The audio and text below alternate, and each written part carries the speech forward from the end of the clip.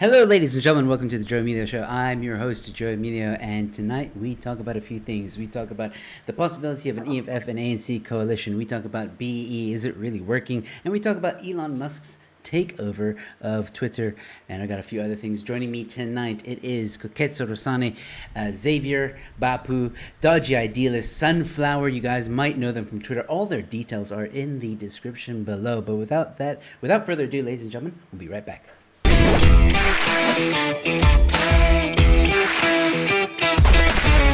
And we are back, ladies and gentlemen. And as promised, I'm going to start introducing my guests one by one, ladies and gentlemen.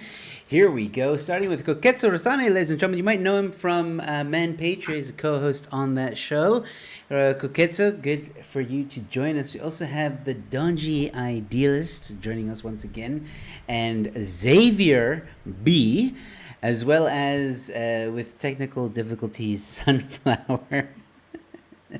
Unfortunately, we're trying to sort out her camera, and she's also got a bit of feedback, I think. Now we can't hear her. Sunflower? Hi guys, no, sorry, I'm here. Can you hear me? Yes, we can. Apologies for the no face, but there might be a very valid reason to that because perhaps what I have to say today, my face should not be disclosed. Fair enough. All right, ladies and gentlemen, tonight we're going to talk about some interesting topics. I see some people already in the chats. Deborah Oliver, I see you. It's good for you to join us once again. She says hello, Koketso as well. I've got Cameron and I've got Matthew Dixon already in the chats. Ladies and gentlemen, I don't know how long this show is going to be, but it's not going to be longer than we're not going to go past 9. That I can promise you. But we've got a lot of things to talk about, which is why I'm not doing a 1 hour one-on-one with you guys. I decided to get these guys on because last time I had these guys on, it was a 3-hour show. It's not going to happen again. 3 hours? Yeah. It was fun, though. It was great fun. We spoke about a lot of interesting topics, and I thought, well, I think it was Xavier or someone tagged me on Twitter and said, let's have a reunion. And I said, all right, let's do it. Anyway, guys, thank you so much for joining me again. I want to start with something. It wasn't really in the topics that we were going to talk about, and I think it's just kind of a funny way to start the show. And we can just quickly, give our thoughts on it, and then we'll move on to the actual topics that we wanted to speak about. But I saw this today, and you just can't help but chuckle, It's just one of those things, Tourism Minister and ANC NEC member Lindiwe Sizulu says the government needs to set up a department, okay, that will ensure that collapsing infrastructure in the country is looked after, guys. That's the problem. So I actually looked into this, and I was a bit confused because there are various departments that are actually looking after infrastructure, and in the government's wisdom, they've split up some, like for example, Patricia DeLo, she handles a element of infrastructure, but then Senzo as well also handles an element of infrastructure. And as we saw with the July riots, there is literally no interdepartment communication between them. So it's not surprising that Lindiwe Sisulu doesn't know who's in charge of infrastructure. I can't blame her. Because she used to be water and she basically did not much for water in the first place. So it's not surprising that she thinks we need another department. But it's led me to have doubts on her being Madam President one day. Very serious doubts. Her own Zuma moment. Yeah, I mean, even in the comments, like one of the first comments in this post is someone needs to explain to Lindiwe Sisulu in small words and big writing that's exactly the point of having government departments in the first place. No, but I mean, if you look at it, and it's quite serious, it's sad what has actually happened. Since 1994, there's been such a, I wouldn't call it a devolution, I would call it like they've kind of diversified each one's portfolio to handle, like there's some departments that actually handle the same thing, but Yes. different aspects of it. And it makes no sense to have this duplicate kind of ministerial position. But then when you think of it, it's actually really there to fill the gravy train. That's the truth. Yes, And that's why we have absolutely. more ministers than we've ever had. Koketsu, your thoughts on this usually? Yeah, Yes. my man Jack is absolutely correct there. But let's address the elephant in the room here. We've got Masisulu there, who's been, I think, a cabinet minister since the dawn of democracy, right? So, yeah, you'd think that in that game of musical chairs, she'd at the very least know which departments are actually there and what their purpose is. So someone does need to tell her that we have an entire department of public works, we have another department of public enterprises as well. Yeah, nice list there. There's 43 of them, give or take. And yeah, I'm pretty sure there's a third one whose specific role is to look at infrastructure. Yep, public So works and infrastructure. There we go. I think there yeah, was a so new one after July, eh? yeah, that's the one I'm struggling to remember now. But yeah, there's at least three departments that are tasked with exactly this sort of thing here. And Masisulu, who's been sharing a table, the cabinet ministerial table, with some of the heads in charge there, is seemingly blissfully unaware that these departments exist. The real funny thing here is that we are a coin flip away from her being reshuffled into one of those very ministries as well. So should that ever happen, then I'm gonna be chuckling about it. Yeah, fair enough. But as you Actually, guys can see as well, like there's some stuff here I didn't even know existed. Like for example, where was it? I saw it here. The military Department of Military Veterans. There's um, apparently we have a planning and like a Department of Planning, Monitoring, and Evaluation, which I guess is for buildings. I'm not sure. Oh, this is the one I Yeah, really didn't know, which is the where is it? I just had it now. Social development. Oh, science and innovation. I don't think we use that very much. Just saying. yeah. It used to be bundled with education actually, but you know how it is when it's time to pay your patronage bills as a president. You tend to create additional ministries and segregate some into others. Something Zuma was very good at. Okay, cool. Well, Dodgy Idealist, do you have anything to say about this? And then I'll go to Sunflower. Oh, we still can't hear you. No, I'm here. No, no, no, I'm talking to Dodgy. We can't hear Oh, Dodgy. dodgy. Okay. Yeah. Maybe if the mic was pulled down over your. No, not that one. It's weird watching lips move. That One was a is yes. faceless That and was a one is yes. voiceless. Yeah, sorry guys for the bit of technical difficulties here. Dodgy, maybe exit and then come back on and make sure you selected the right mic. So Sunflower, you can go ahead and let us know your thoughts on Lindiwi. See, Lindy, where the only accreditation she has to her name is the Sisulu surname. We all know that.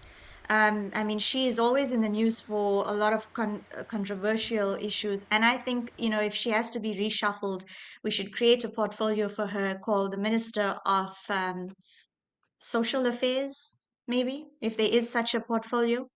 The reason why I say that is because recently she was in the news for being denied access to see her friend or a criminal, John Block.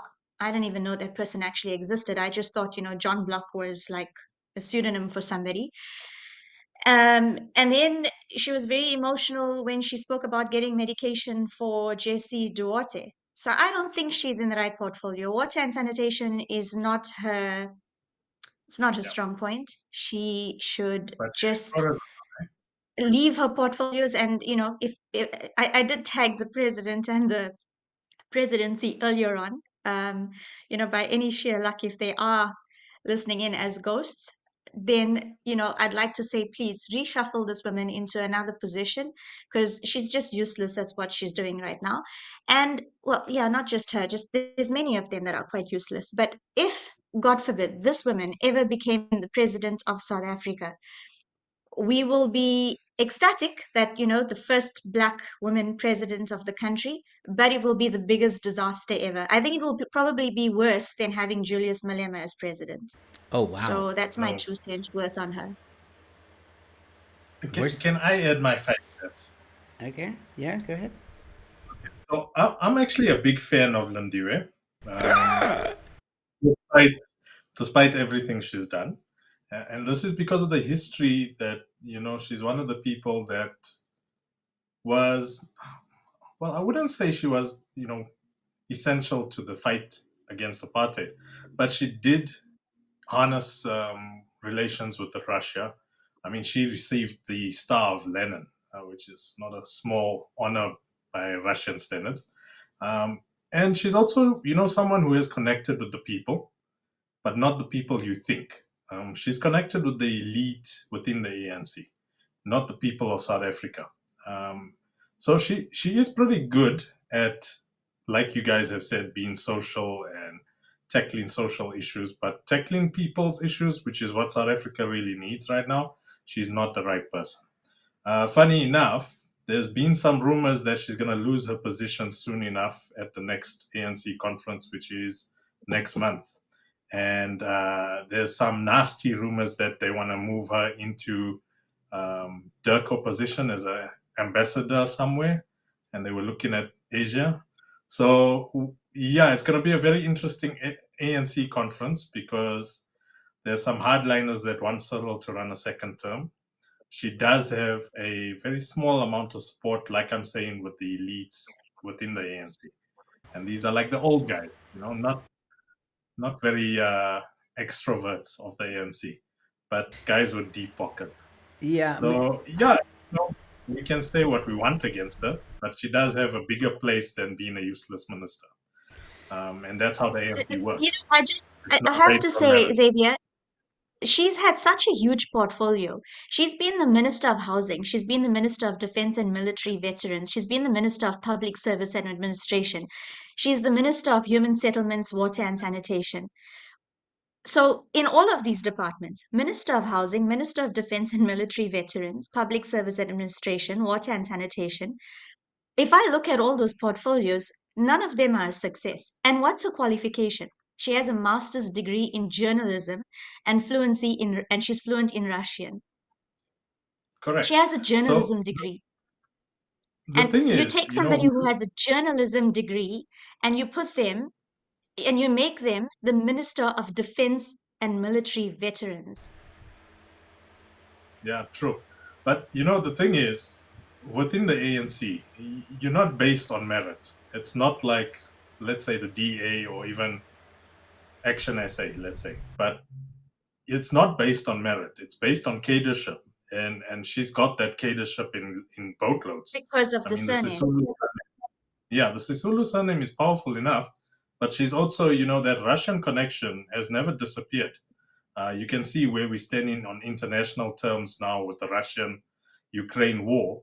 We're not really taking a stance. We're quite neutral in that, and that connection is quite deep between us and Russia. So she is a very important part in that, I would say. But she's not to be taken lightly. All our ministers are not very good at what they do, and the beauty of the way the government is set up right now is that you can be in a portfolio and do pretty much nothing. Look at our deputy president. For at least 2 years, we never saw him. There was no sight of Mabuza anyway. Coming back from Russia after his treatment, and suddenly he's the best thing since ice cream. He's busy dancing at rallies. But for 2 years, we didn't see the man. And he was our deputy president. This is the guy that's supposed to be second in charge when Cyril is out of the country. No such thing was happening. We still don't So we still don't see him. yeah, he's like a specter. Anyway, but you can be a ANC minister, and because of the patronage networks, you can remain there for 4 years, do nothing, and move on to the next portfolio. And we've seen this happen for basically 28 years now. I mean, Jeff Radebe was there since 1994, and he didn't accomplish anything of value. All right. But Well, at the same I'm point, sorry. I'm going to cut you yeah, off there, Xavier, because firstly, I'm shocked that you even like an ANC minister. Like that's like new information for me. I gotta adjust my moral compass for that one. But I don't like any of the ANC ministers. I don't care what accolades they have. I don't care if they were some part of Russia, whatever. They got what award. First of all, to be even awarded by Russia doesn't sit well with me, communism. But anyway, that's not the point. We need to move on to other topics that are going to definitely be something that we want to get our teeth into. And the first one, ladies and gentlemen, it's also a headline. I think it was released. Okay, it was BE. I can't hear Joe. Is it just Yeah, me? Joe, we lost you there. Sorry. To save ESCOM, BE rules must go, former MTN and Microsoft boss says. So BE has come under a lot of scrutiny. I mean, the whole incident with Dischem, and obviously previous examples can be named, but now a board member is coming out to say BE must be scrapped. And he's not a white guy, this is a black guy, ladies and gentlemen. This is a black South African man saying BE is not working. And I think this is something to, I want to say applaud, but also like it's almost like we're witnessing the wake up in a way of South Africa. Like people are really starting to realize that BE is failing the South African people. But with that being said, I'm going to pass it on to, let's try Dodgy. Are you... Okay, can you guys hear me now? Yes. Sorry. Nice. Yeah, this laptop does weird things. So, and also I'm sometimes technically illiterate, so there's that as well. And I work in technology, which is fascinating. Right? You're not selling yourself very well right now. No, not at all. No. Well, I see we had the former CEO of MTN on there. Yeah. So I'm assuming it's his stance on broad-based Black economic empowerment. And as you said, it seems like the South African public is finally starting to catch a wake-up call. But it's only still a very select few, I would say. Someone that I would say saw the impact in business when it comes to these racial, let's call it what it is, racial segregatorial laws. In some ways, and I'm butchering those words right now. Even in the industry that I'm in, with the years of experience that I have in the tolling industry, for example, I think I wrote to OTA that the South African company was rejected on the e-toll tender specifically because they had no broad-based Black economic empowerment level at all, not even a level 9, so because the company was white-owned and eventually the Austrians bought it as well. But we can see the hypocrisy in this. It's supposed to empower the poor, but it's not. It's empowering the already politically connected. It's what I would call the politically elite, because that is what they are. They're the neo-aristocracy. And if you're not part of that, then good luck getting that tender. You have to be connected somehow, somewhere. Absolutely, 100%. The article does go on to say that apparently, the same man, the border, as we can see here, new ESCOM board member believes empowerment rules are hampering ESCOM's performance, and they will have to go if the electricity crisis is to be solved. This is not the first time someone has said that specific thing, but this I found very interesting, where he goes on to say he used an example of procurement, which he said is inhibited by unnecessary empowerment rules. Procurement rules are not as agile as they should be, including rules which say you cannot use suppliers that are not local, which then brings in the whole thing for a middleman. I believe it was, where's that? Yeah, Equipment International Company, you have to use a middleman to satisfy the localization rule, and I'm going to use this middleman. because I'm sure we all know who these middlemen are. But Koketso, your thoughts on that? Yeah, I have way too many thoughts on this. First of all, I like Mteto. He's one of my heroes. When I grow up, I want to be like Mteto Nyati, not just because we are pretty much within the same industry, but yeah, a really solid guy. Go out and buy his book, guys. Yeah, particularly if you're black and you want to know how you can get ahead in this world. Right now, with that said, like Dodgy just mentioned, this is someone who's with skin in the game and experience in the private sector.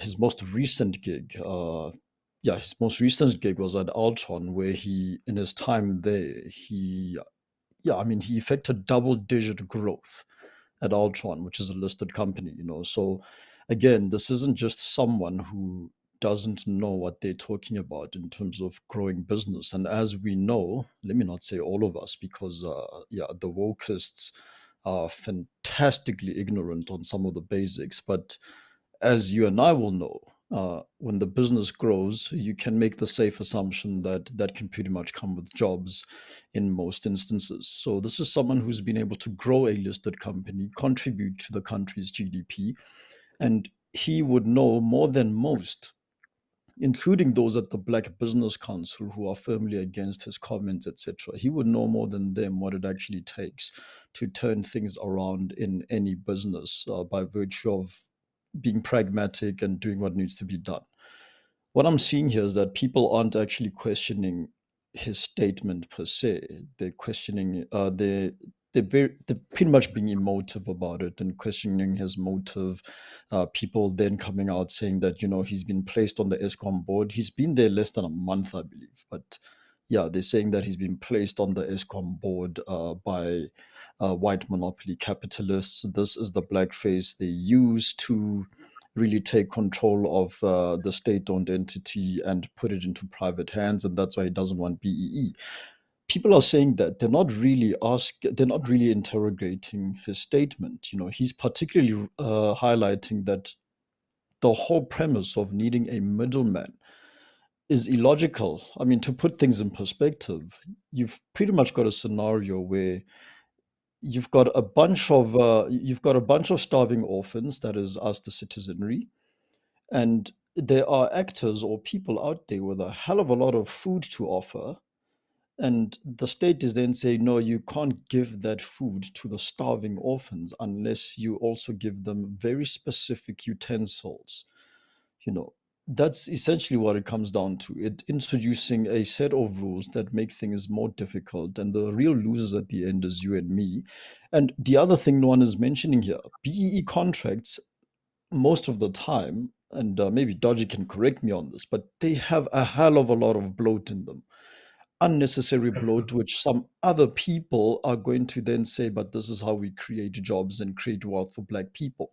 But there's a lot of bloat in here. But when it comes to state owned entities and public infrastructure, critical public infrastructure, all that financial bloat is going to be passed on. The cost of that is going to be passed on to the consumer, which is you and me. So effectively, you've got people who are against what Mteto Nyati is saying, basically advocating for the scenario where we should pay twice as much, three times, four times as much for electricity because of the benevolence of creating jobs, etc., etc. And you can also argue, as my final point here, that since this BEE policies have been in place since circa 1996, and unemployment has been on the rise for at least the past 15 years. There's an argument to be made that these laws, these affirmative action slash broad-based back economic empowerment laws, are actually failing. And there's no conversation in the public discourse about that. Instead, they want to single out a black man for telling it like it is. And this happens to be a black man who knows what he's talking about and has demonstrated success in the private sector, which is the hardest game to play in, of course. And I've said enough. All right. Well, I'll hand over to Sunflower, and then we'll hear from Xavier. So, Sunflower, your thoughts on BE, and is it failing? Um, if I think about what the real state of the nation is, I think BEE is listed way up there as a pandemic in South Africa. And the reason I say this is because if we look at, and I just want to highlight some of the failings of South Africa. Poorly located infrastructure, or I would say poorly located and inadequate infrastructure, little to no social inclusion. Economic growth, people are asking, what is that? Spatial challenges continue to marginalize the poor. Our growth path is highly resource intensive but unsustainable. The ailing public health system confronts a massive disease burden. We've got the national, provincial, and local government, and although all of these have legislative and executive authority in their own spheres, but they are corrupt and mismanaged. Um, it is beyond rife. So, service delivery, amongst other things, is almost non existent.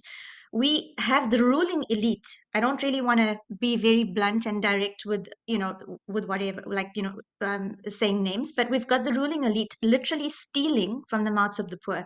We have significant unemployment. We have violent crime, and I'm not just talking petty crime, fence hopping or cable theft. I'm talking about violent crime, political killings in KZN. Um, and I'm going to say, people say that these factors have been exacerbated by the COVID-19 pandemic. No, it has not been exacerbated by the COVID-19 pandemic. If anything, COVID-19 was just an excuse to loot resources. Okay. But if you look at it, if I look at it, I'm sure many of you would agree, corruption forfeits the purpose of BEE. Tenders are issued to the corrupt, whatever you want to call them, connections or family members. BEE policies have not worked and will never work in South Africa. It is not a fair or prosperous process for this country. Um, we're talking about Mr. Inyati, but Moletsi Mbeki, the brother of the former president Thabo Mbeki, and I just want to quote what he says. I mean, he wrote a book, Architects of Poverty. In the book, he says, why African capitalism needs changing. This was published in 2009, if anybody wants to read it. He says, BE strikes a fatal blow against Black entrepreneurship by creating a small class of unproductive but wealthy Black crony capitalists made up of ANC politicians. It thus robbed South Africa of the key to economic and industrial development and entrepreneurial bourgeoisie. So, and not so long ago, I think this was in 2019,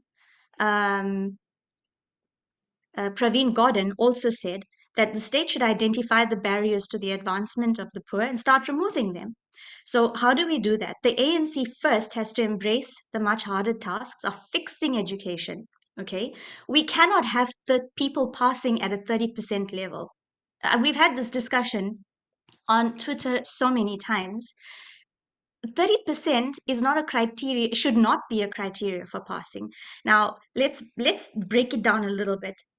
So you've got a matriculant passing at 30%, and I don't want to offend anybody, but the truth is there. We have to call a spade a spade. So you pass at 30%, but you're getting into university purely based on whatever your, what is it? Whatever the university's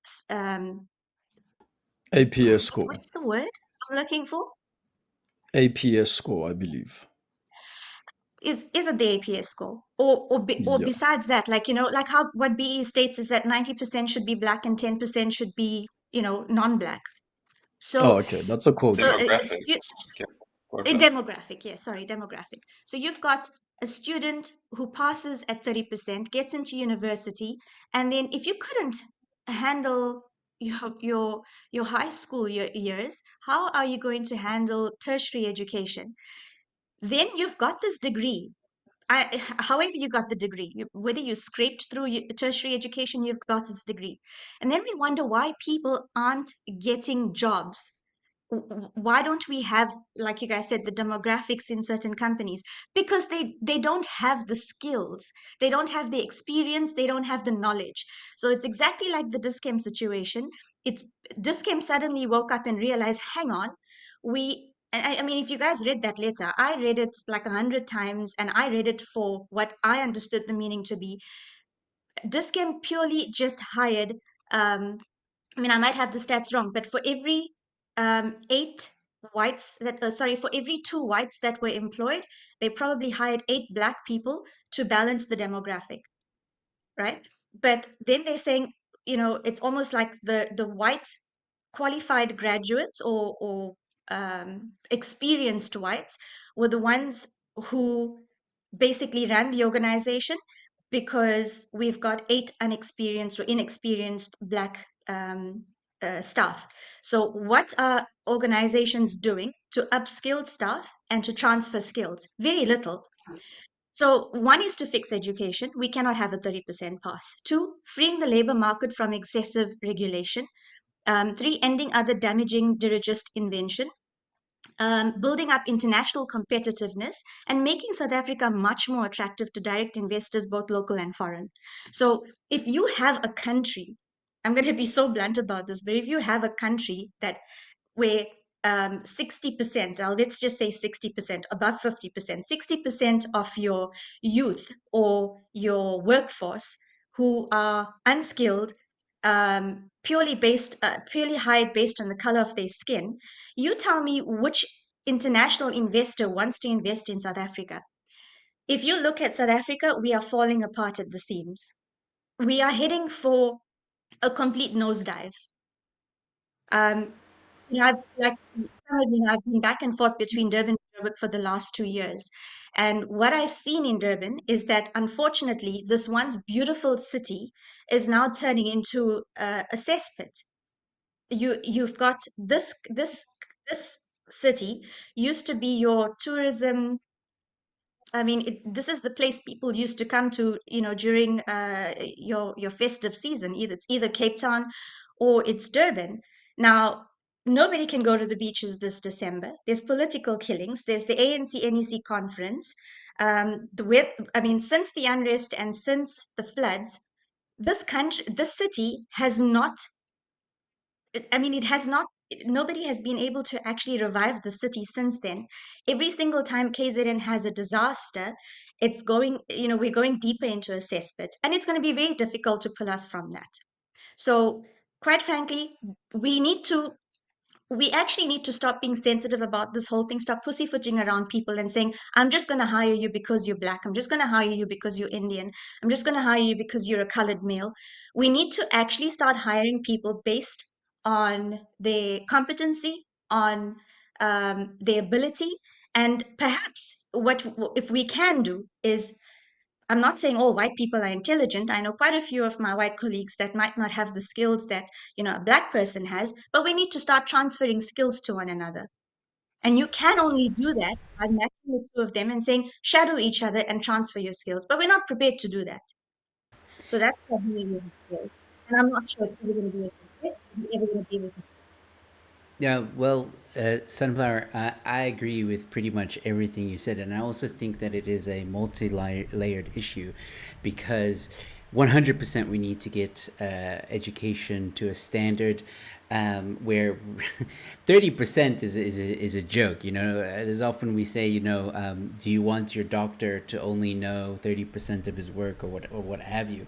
It's not a good thing to be at that low level, but also it's more than that. It's almost like the ANC has set people up for failure, because even if someone can go to school, even if someone stays, and by the way, the dropout statistics are very high in South Africa, but besides that, even if someone sticks with school and tries to go to school every day until they graduate with good grades, it is highly difficult because in some areas the schools don't have teachers, or the teachers don't want to stay for the class and still get paid for not even going to teach the students, or the teachers are terrible themselves. They didn't have a good education, they didn't have good training, they don't know how to teach. So it's a very multi-layered situation, and I feel like that also seeps into the education system where we're almost setting up future generations to fail. Because like you said, no business, and this is what people are scared to say, no business wants to hire someone who can't do the job. But in South Africa, you're almost forced to just hire people for the sake of not getting in trouble and given a high fine because you don't meet the quota. Xavier, your thoughts? Okay, Joe, before we get into I've got about 7 points, but I'm going to try and be quick. I just want to touch on that education thing. You guys are laughing. Anyway, so just on that education thing, I'm speaking as someone who doesn't have a matric. So I haven't been able to get a tertiary education because of that. Basically, if you score 30% in matric, you have a school leaving certificate, you do not have university entrance. You will not get into university. And that's UNISA, that's anyway. So there's no 30%ers becoming doctors unless they do bridging courses for the next 3 years or they wait till they're 25 and can get a matric exemption from UNISA, which you have to apply for. I've failed twice. So yeah, it's not an easy thing. You pay like 750 Rand, they review your application, and yeah, they just decide yes or no. In my case, it was a no. So I was able to study through UNISA, gain credits, but I still can't do a degree. And that's the limitation of the education system. And Joe, you're exactly right. I mean, if you go into Alex right now, there are about 7 schools I know of. The attendance rate is ridiculous. You either have schools that are completely overcrowded, where there are less tables to students, and then there's one teacher teaching 50 kids. I mean, I was in a private school, we had 18 kids in a class, and that was even disruptive at times. Imagine 50 kids and you're trying to teach trigonometry. That's ridiculous. So education, Muleketsi is a very important person in South Africa. He's been a critic of BE since 2003-ish, maybe even before that. But it was around 2003 that everyone decided, you know what, there might be something wrong with BE now. So in the current context, coming to PEE now, yes, BE is failing. And there are videos, there are panel discussions going back to 2009, 2008 with Gibbs College in Ilovo. And they've agreed that BE was failing at that point. And to remedy the situation, they actually brought in big corporates and taught them more BE. And then B-BEE, which is broad-based BEE, was even a more complex system to address the failings of BEE initially. So if you guys are okay with it, I'm just going to take a little bit of time here to go through the origins of BEE. It will actually shock you. So the major misconception about the origins of BEE is that this was an ANC idea. It was not. It was never an ANC idea. Would it shock you if I told you that the idea came in before 1994 from big business such as Anglo American and Sanlam? Because it had become very clear that Mandela was going to win the election if there was an election. And the principles and pillars of the ANC were strictly communist, which means they were genuinely going to seek the nationalization of mining, specifically, as well as other industries. So the stakeholders in those industries decided, you know what? To preempt this, let us give a share of our businesses through subsidiaries to the people who are going to be running the government. So Gwede Mantashe, I'm just using him as an example, not that he was involved. Got to put that out there. So like Gwede Mantashe, would you like some shares in our diamond mine? Oh yes, of course. Gwede Mantashe gets into parliament, ends up being Minister of Minerals. Gwede, we just need you to pass this legislation. Sharp. I'm a shareholder, so it works. So that's where it started. Then there was something called the Ramaphosa Commission. And this is the important one, because previous to this, there was no BEE legislature. You understand? The big corporates had decided to prevent nationalization, give them a piece of the cake. Made sense. They prevented nationalization. 1994 came, no mine was nationalized. Not one. But they all had black partners, which made sense. Then the Ramaphosa Commission changed this, and it's no surprise that Ramaphosa is now president. His input at that point was that the ANC can actually do this for themselves. Why should we wait on big business to give us permission to buy into their companies? Why don't we make it legislature and we force them to do so? So now we stand where BEE was never meant to uplift the poor people of the country. It was never meant for that. You understand? It was an alternative to nationalization. And then we went through the 1996 era where, yes, Dale, I saw that. So yeah, definitely it was the brainchild of big business to save their business interests in South Africa, or they would have lost them under a communist government. So they had to play ball or lose the ball, one of the two, and they chose. After the Ramaphosa Commission, a lot more businesses had become involved in BEE, and it was legislated in 1996. Enforcement of it was not that serious. And basically, the cadres were happy at that point. But then it started to become a problem around 2003, where the first conversations of failing of BEE was starting to happen. Now, the remedy they came up with is that you need to do skills development. There needs to be equality and equity towards Black South Africans, who are the majority of South Africa. And there needs to be ownership and representation. So in JSE companies, like we've seen with Dischem, the shareholders need to be, slightly more Black. The senior management, the CEO level needs to have a few. And they've remedied that with a band-aid solution of non-executive directors. You go to any major corporate in South Africa, there's at least 6 or 7 Black South Africans, normally females, as non-executive directors. Are these people capable? 100%. Some of them have worked very hard to get the experience they've gotten. Are they taken seriously by these executive boards? Absolutely not. Their advisement is taken, but they have no action, and they cannot action any reforms within the company. You understand? So then you've got other organizations like Black Management, I forgot what the F stands for, but BMF, Forum. Peter was Forum, yes. So they've been around since the Ramaphosa Commission, and they were instrumental in this whole implementation of BEE for the elites. And it's worked out so far. But now the problem is, has BEE actually achieved representation, or has it achieved entrepreneurship? And it's exactly what Srina was saying. It has not empowered entrepreneurship. We do not have a Black South African Pick n Pay competitor. There's not one. There's Woolworths, it's not Black owned. There's Checkers, it's not Black owned. Why, since 1994, were we not able to build a competitor to Raymond Ackerman's Pick n Pay, but now we want to steal Pick n Pay from him and remove him as the CEO, replace him with someone else, just for representation? And this is the failing of BEE. It does not empower entrepreneurship. You look at the IDC.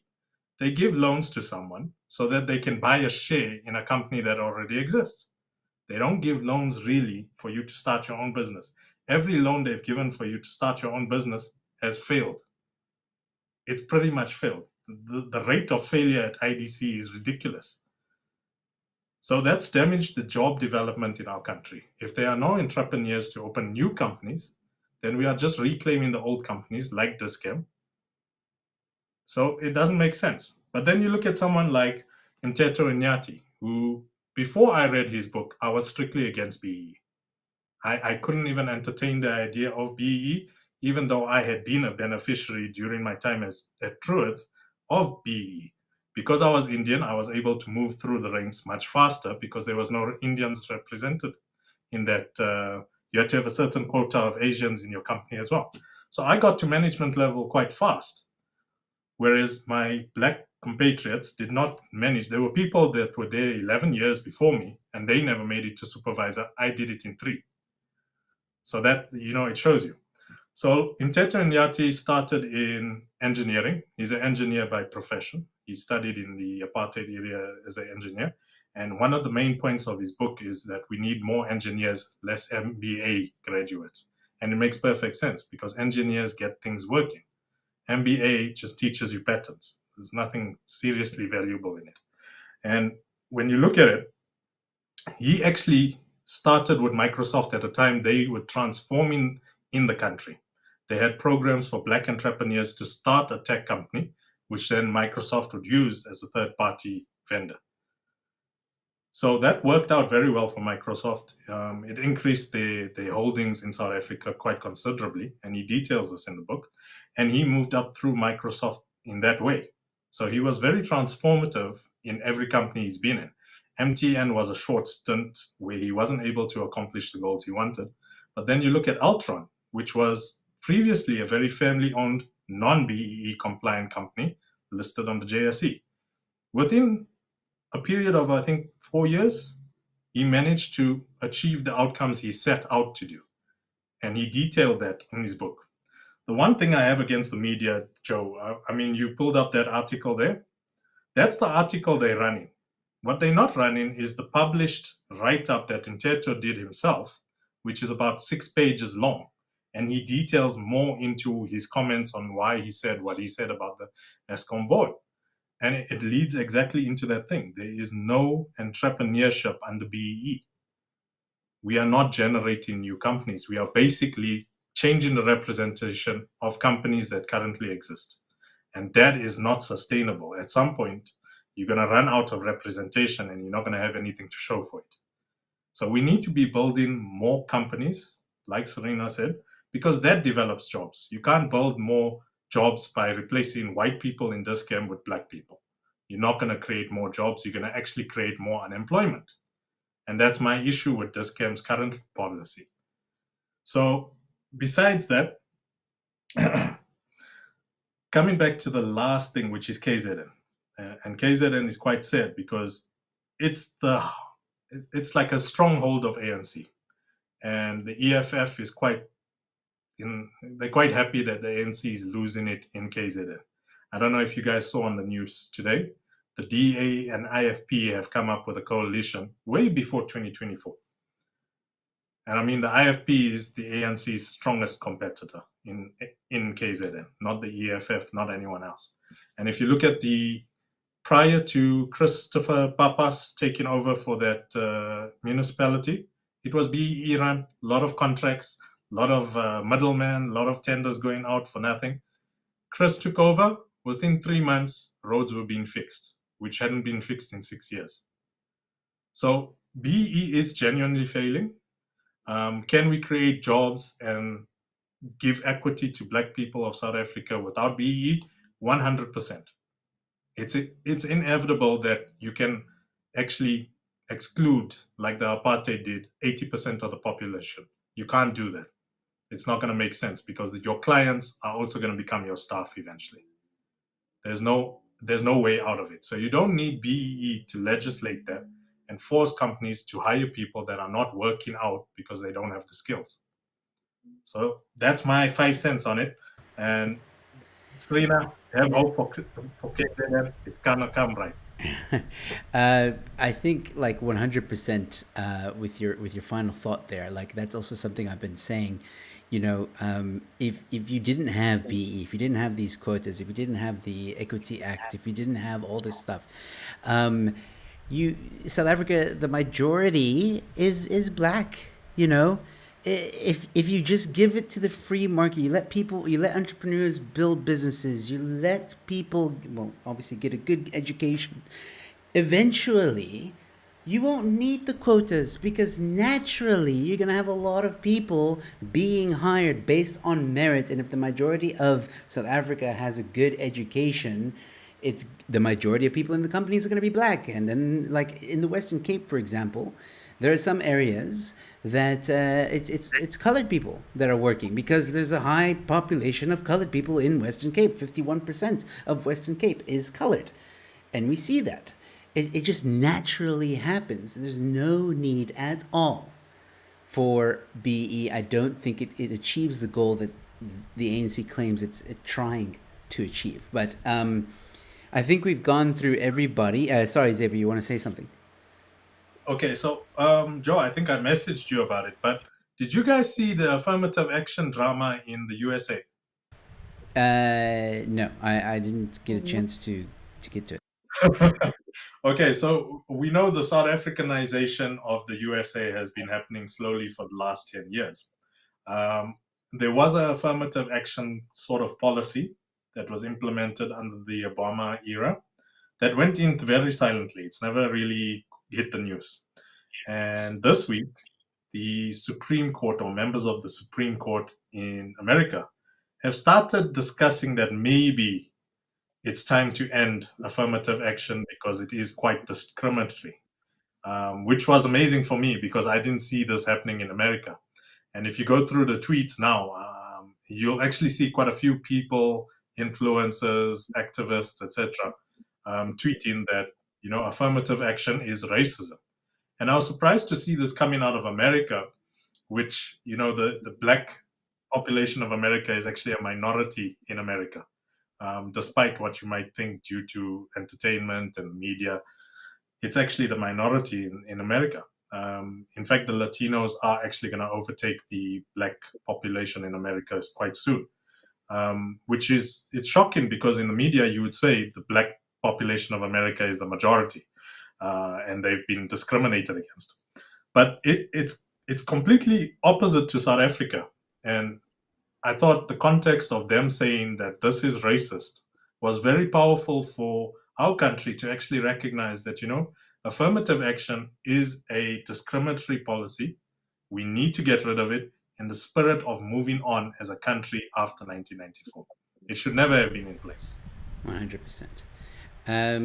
All right. Does anybody have anything else to add, or can we move on to the next topic?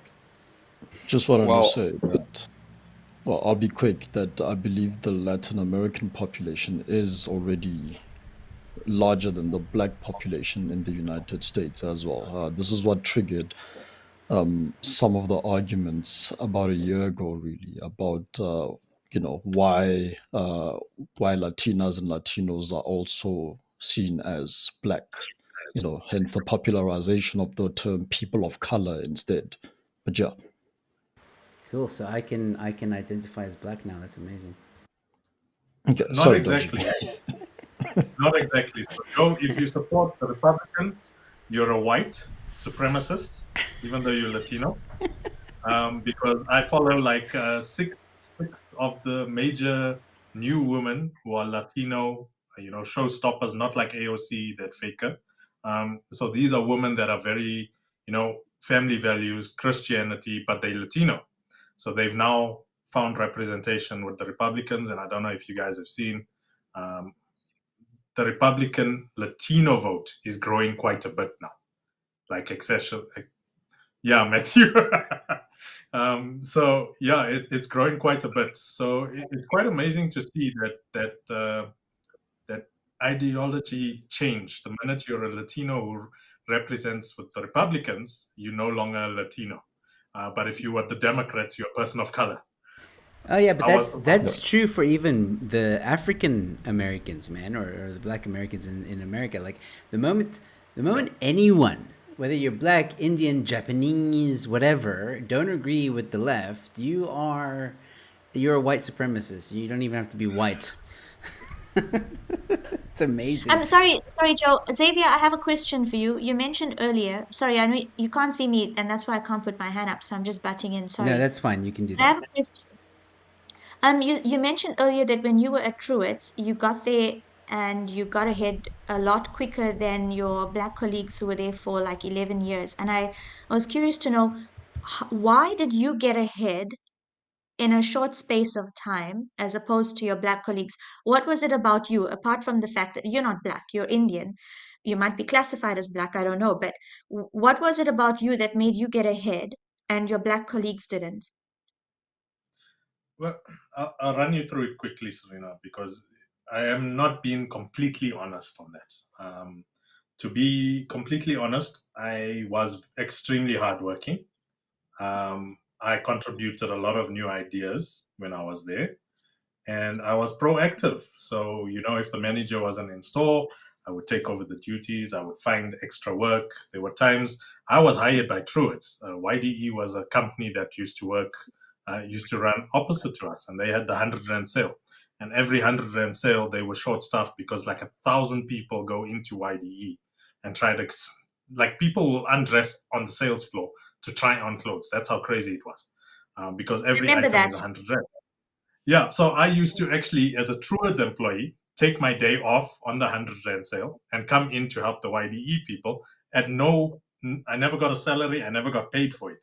I just got like it was like a tender kind of thing. I could pick my items and put them away so I could buy them too. So it was like, you scratch my back, I scratch your back kind of thing. But I used to work very hard. Where it became apparent to me that BEE was being used within Truids, I was part of the EE forum, which is the Employment Equity Forum. And you have these meetings about representation, skills development, and Truids was very proactive in the skills development. So there is a quota you have to hit within the government, where they mandate you have to train so many internships, or I believe they call them scholarships or something. So it was like kids that had come out from matric, and you had to take them in, hire them as casuals, train them with like a mandated book of. They got a certificate at the end, and it was like a thick book you had to train these kids with, and I trained quite a few of them.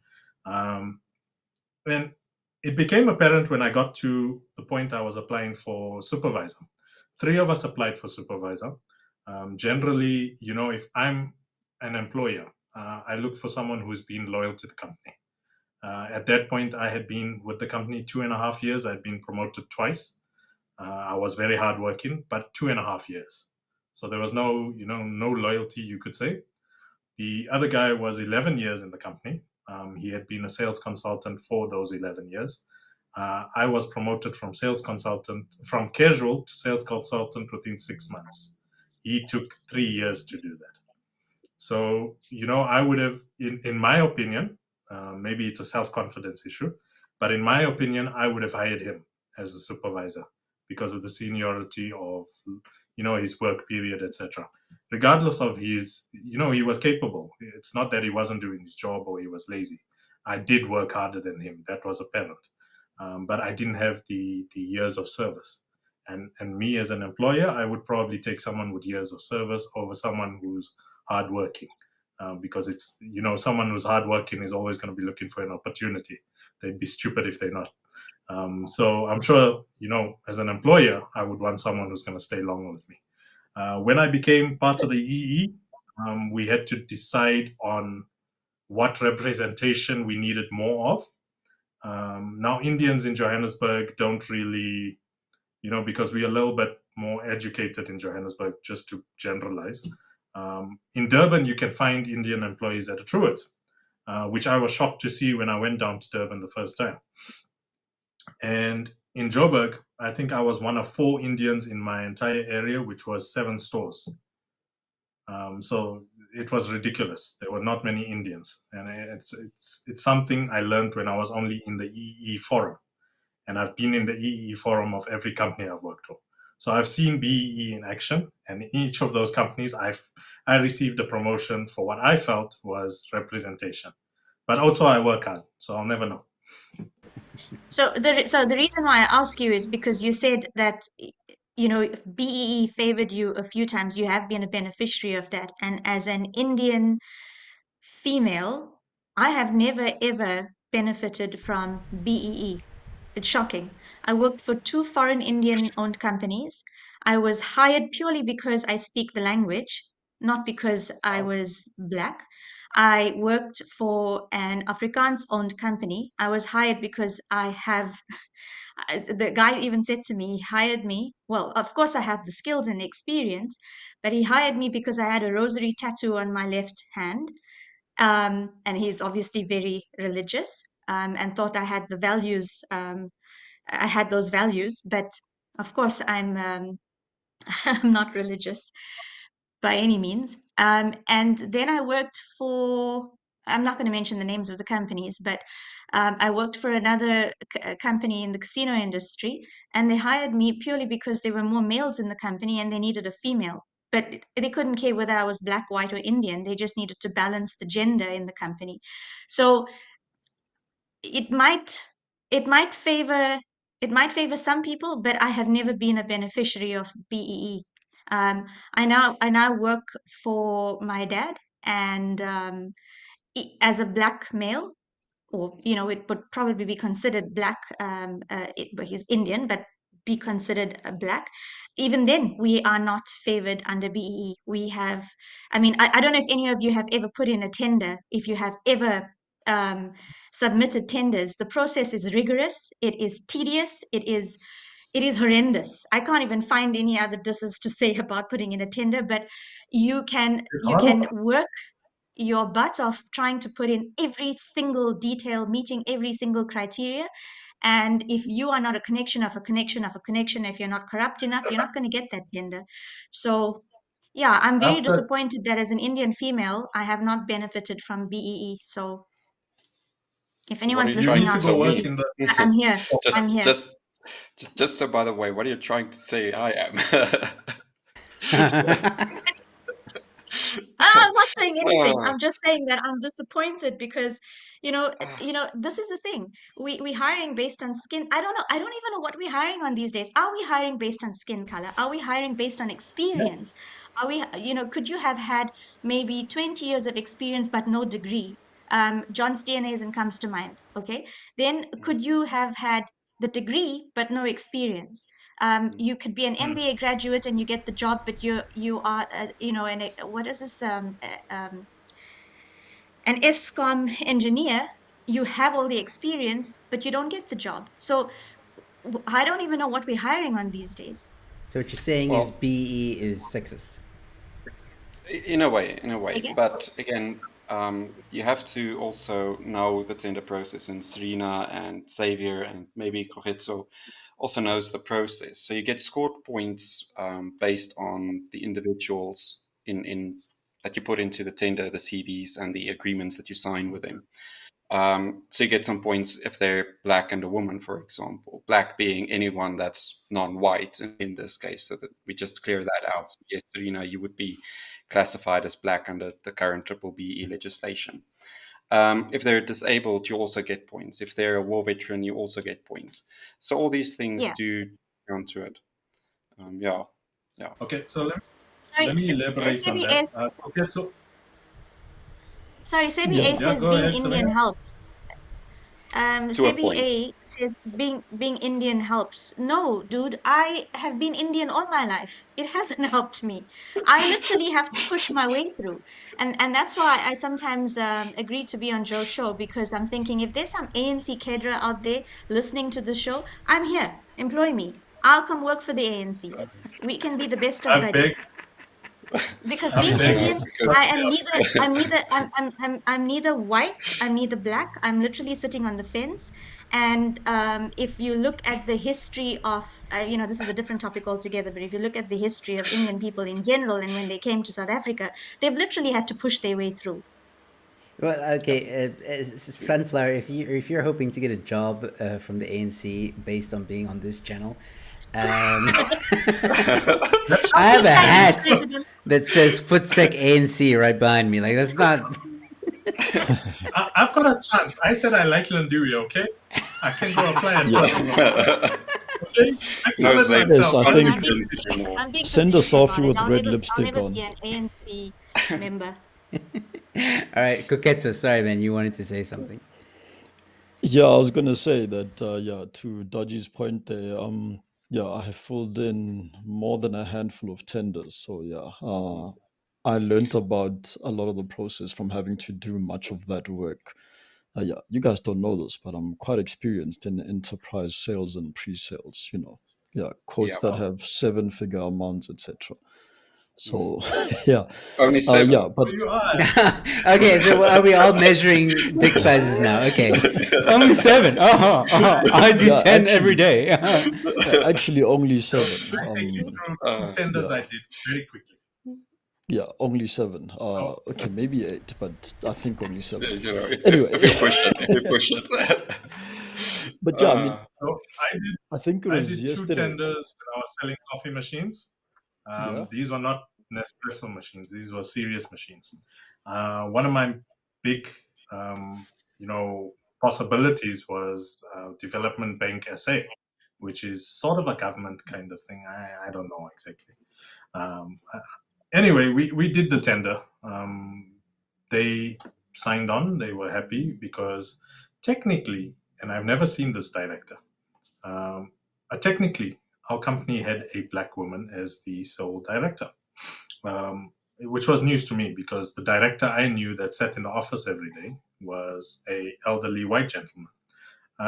Anyway, I'm not going to say the name for this coffee business, but anyway, we did a tender for DBSA, filled out all the paperwork, sent out all the things, showed them our suppliers, and we were lucky because we were manufacturing our own beans, so there was no supplier for our beans. We imported them straight from Brazil.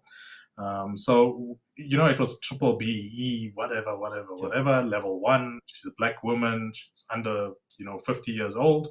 There's a whole lot of points you score. So our points were up there. It was like really way up there.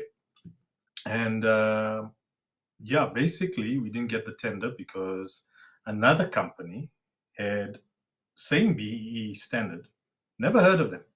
Now, the company I was working for was like a industry kind of leader. We had Market big leader. clients, big corporates. So massive market leader in the industry. But this company had been registered at that time, it was like 2017, 2018. This company was registered 2018, 3 months before the tender was put out. And it got the tender.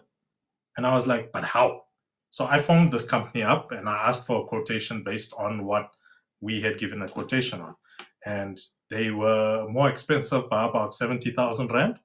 The entire quote was like 450 grand, but they were 580 or something, and they had like all these weird clauses that you had to buy their beans only.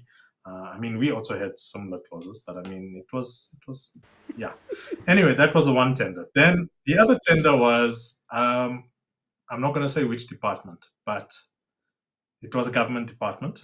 I met with the procurement manager, sitting in his office, and it took some doing to get the appointment.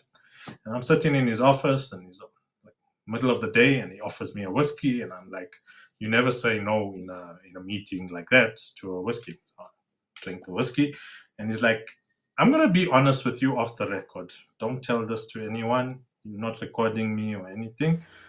We're not gonna give you the tender unless you pay X amount to 3 people. And I was like, what?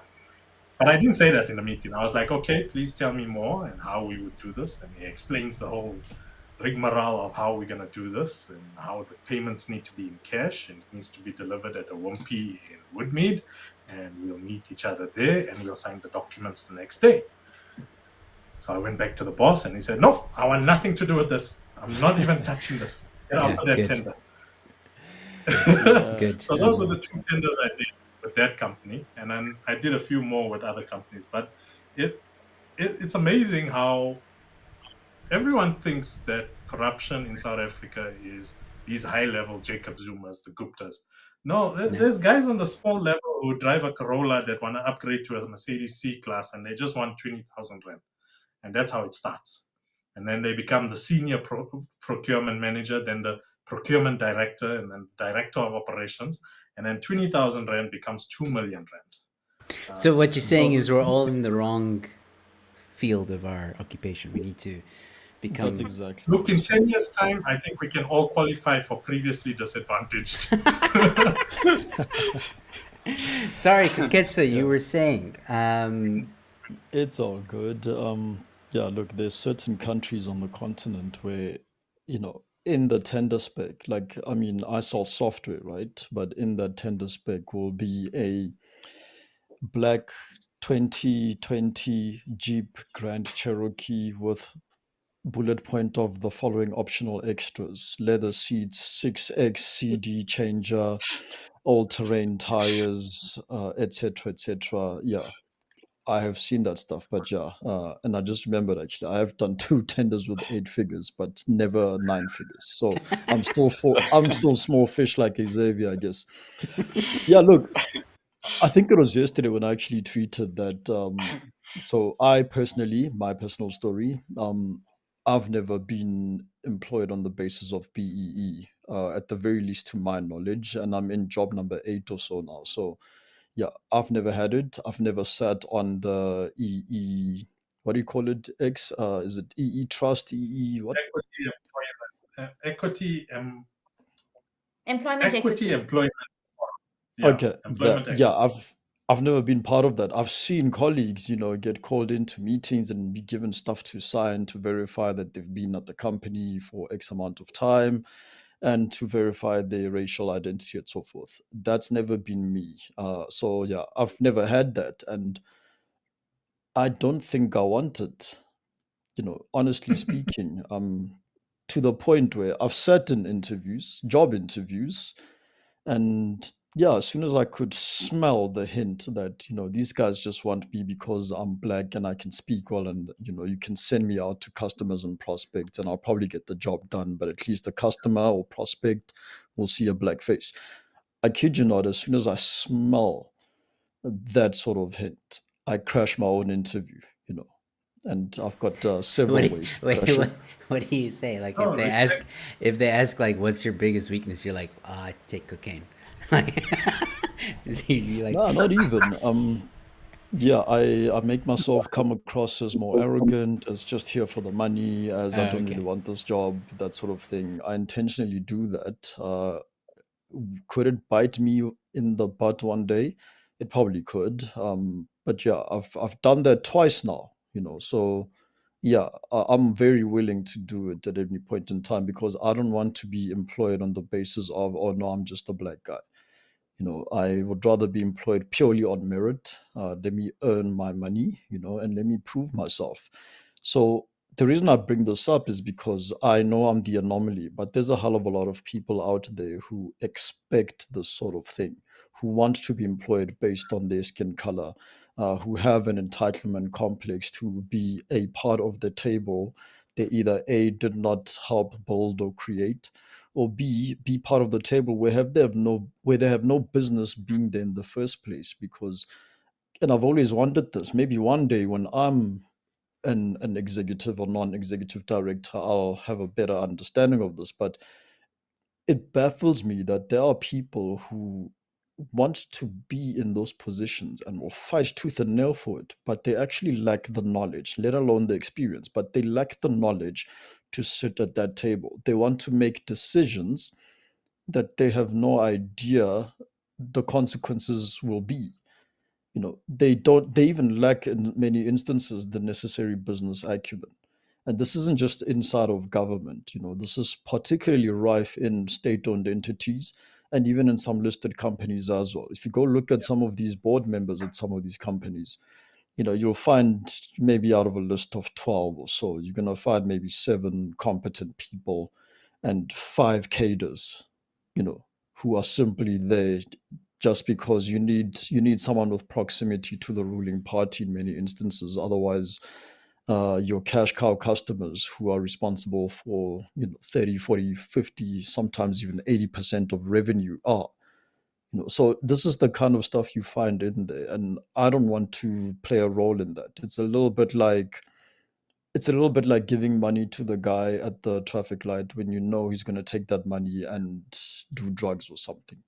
You may be trying to do a certain good, also a certain societal good, which is what BEE aims to do, but in the end you're actually contributing to keeping the system alive and doing any of that. And so yeah, I say this because many people believe people like me do not exist. I'm saying it here to kind of hint to others that yes, we do exist, and I'm one of them. And yeah, should you ever come across me, I've got stories to tell. Not as good as Xavier's, of course, but yeah. I'm sure, very entertaining. Gents and lady, we have to move on because we're running a little. We're not running out of time, but like we stayed on this topic a bit too long. So I'm going to the next topic. I think is going to go quickly. There's really not much to say on it as of yet, but I found this article and I found it very telling. And basically, it's Ramaphosa Malema, two Limpopo farmers celebrating in Lesotho. But they were there for the inauguration of Lesotho's new prime minister. And there's pictures of them basically hugging and laughing and all that stuff. And this is just after Malema called Cyril, or telling Cyril that he has a big nose in an interview. And the reason why I'm bringing this up, all right, is because in this article they say things like, yeah, but it's just whatever they say, politicians say in parliament or wherever on interviews, it's just politics. It's nothing personal, right? Now, I would tend to sort of agree with that, but the reason again why I'm bringing this up is because even though sometimes ANC and or specifically the president of the ANC and Julius Malema seem to be fighting. I think it's just a show. As Shakespeare once said, the whole world is a stage, right? And I think that if they're able to do this, just like we all know Julius flip flops, we can see that there is some kind of friendship. We've seen Cyril say like Julius is the son of the ANC or something along those lines, and he must come back to the ANC and all that stuff.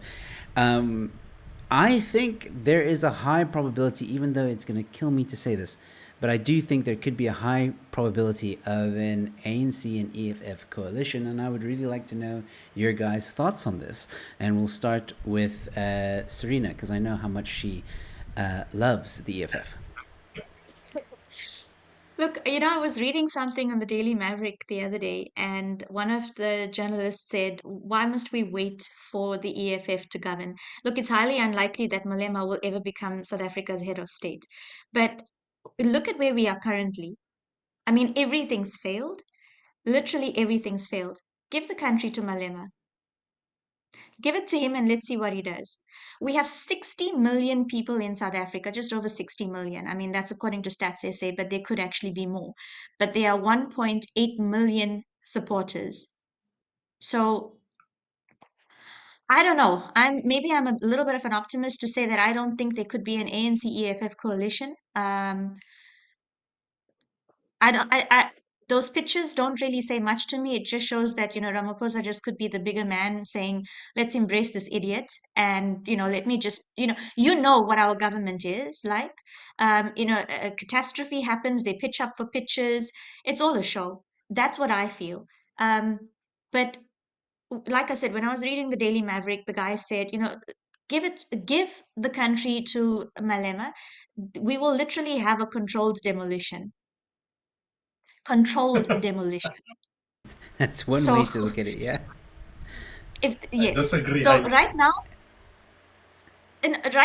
the country is just in shambles. It is in total shambles. Okay. But give it to Malema and then you will see a control of demolition happening.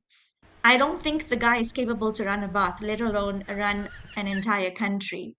So having him run this country, no, I don't see it happening. I mean, the EFF wins every single election on Twitter. Yeah. But come 2024, I do not see them winning any election. I mean, they haven't even won a ward yet. They haven't won a They ward. did. Or have they won? They did. No, I they think there did. was one. Yeah. There was one. There One. was They one. did. Wasn't it Sorry, there Robin was one. Island or something, or was that a joke? I can't remember. I Oh, think someone No, joked. not Robin Island. Yeah. I forget the name. I It's in can't get the Limpopo. name. It was a very small ward. Okay. And it was published. Yeah, it was published a few weeks ago. But I mean, they've been around since when? For 8 years, 9 years. They've been around since 9 years. They won one ward. They're not going to win 2024. If we Well, have to hand it back to I'm not Ramaphosa, saying that they're going to win 2024. I'm saying that there could be a yeah, no, I mean like coalition. a coalition. Yeah. So So yeah, I mean, I just think with the EFF is shooting themselves in the foot right now by saying, open borders for all. And if you guys read the news today on the N3, there was this massive accident. Apparently, an illegal Zimbabwean who had a South African driver's license caused that accident. Now, this just sparks another debate on Twitter because we are calling for open borders, but look what we are doing. We've killed 14, well, not we, but I mean, I will say the EFF now has killed 14 people or 16 people on the N3 this morning, and it just carries on. I mean, we've opened our borders. We have said to just about every, South Africa is a country, it's not a continent, but we're just allowing people into this country because it's easy and because we have people like Malema. Now, if you're a South African and you are patriotic and you care about your country and you care about yourself, then we should not be voting for the EFF at all. Let them vote for themselves. You know, 2 or 3 of them that are standing in election line in 2024, those 3 votes, but do not give them a seat in parliament because it does not benefit you. Politicians in this country benefit themselves. All you get is a t-shirt or a KFC one, and that is it. We get nothing else. You get fooled by that. I mean, it's been happening since 1994. We see this every single year. Next year, it's going to be on another level because all these guys that looted during the COVID-19 pandemic probably going to use those funds to for the election campaign. And you know what? It's going to be disgusting to see this kind of election campaign because it's going to be so much, like so many promises, false promises, where you're going to have politicians going into, if the EFF won, you would be better off in Afghanistan, most likely. So you're going to get politicians going into rural areas, making promises to those poor gogos and telling them that they're going to get, I don't know, a million houses, blah, blah, blah. Nothing's going to happen. This is a power struggle. Politicians want to remain in power because they get a salary at the end of the month. They get their 2 houses. They get all their perks for themselves and their families, and they get their BEE tenders at the same time. So, guys, if you love your country, if you love yourself, if you want a better future for yourself, for your kids, for whatever, then don't vote the EFF. It's not going to help. And who's the other guy? I mean, Gayton McKenzie. I don't feel like his party is going to benefit South Africa either. So, you know what? We need to move away from the fact that I'm not voting for you because you're white and you're going to rule again, or you're black and you're going to be corrupt. We need to actually vote for who will bring about change and make a difference in the country for everybody. We need to stop looking along the racial lines now, because I think we just keep saying, let's just keep giving the ANC power. It doesn't help. The ANC has governed for almost 28 years. People say that's not enough time. Guys, I mean, I've been to Dubai literally almost every year, and every single year that you go to Dubai, there's a new skyscraper. How do they do it? But we cannot do anything in 28 years. Um, a very a guy that I follow very closely on Twitter as well, Cabanina Alfred, also said that, you know, if you give somebody, you know, if you give an entrepreneur 10 million rand, he might just build something and create many jobs. And then you give somebody else 10 million rand, give that to a corrupt politician. The next thing he's out there buying Ferraris and Louis Vuittons and Breitlings. That's what your Gucci revolutionaries are going to do. That's what the EFF is going to do. So I don't know who's listening to this, but I'm going to be very blunt and say it to you. You need to stop idolizing black corrupt politicians. And I'm saying corrupt because Julius Malema is corrupt. On one end, he says that we need to, what is it? We are not calling for the killing of whites yet, or we're going to cut the throat of whiteness. On the other hand, you're staying in a white man's mansion and you're surrounded by white bodyguards. Your lawyers are white, but then you're telling your supporters not to support um, or not to befriend white people. So one of the biggest issues, and maybe Joe, we can have this on another show another day, is, you know, race baiting in South Africa. It does so well. If you, I mean, like the July unrest was a classic example of race baiting. It just went from one thing to another. It was no longer about the July unrest. It was no longer about Jacob Zuma. It was no longer about the fact that this man was going to jail. It was all about race, nothing else. The elephant in the room, nobody wanted to talk about it. We just pussyfooted around the entire thing and we spoke about race. So as far as Malema is concerned, he is not the solution to this country. He is somebody that will just control demolition. And that's my 2 cents on him. Yes, I definitely agree with what you're saying. I just fear because, people who have been analyzing the numbers and the graphs and doing some polling have changed their tune in recent times. For example, I think it's the Science Science something. Franz Cornier has now joined them, and they did some polling, and they realized that coming in Center the for Risk Analysis. no, not another one, but they have the same polling. Um, they say that ANC may not be will either in the next election just win at 50%, and if they are lower, it will be around 48%, which means that the ANC could go into coalition with Good and other smaller parties, and not really with the EFF. I think the ANC, and this is what a lot of other political analysts say, the ANC is pretty much aware that if they were to go into a coalition with the EFF, that the EFF would eat them alive. Pretty much, the EFF would just like Hydra, just take over. But if the EF or if the ANC is at a point where even if it was to be in a coalition with Good and the other smaller parties and still isn't above that 50% threshold, then they might consider going with the EFF, which is a real possibility, maybe not in 2024, but 2029. Anyway, let's go with Dodgy Idealist. Your thoughts? Well, okay, I'm going to be deferring to Serena there a bit. I first want to still achieve some of my goals before we give it to Malema to destroy, okay? I still I want was to being like facetious again, guys. Sorry, I wasn't actually being serious. I was just saying, give it to uh, him. Let's see Okay, what he because does. I But of thought you course, were that will be serious. disaster. don't stress. We all know. We all know.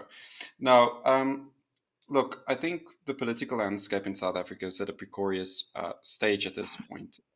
Also considering all the other economic moves that are happening in Africa.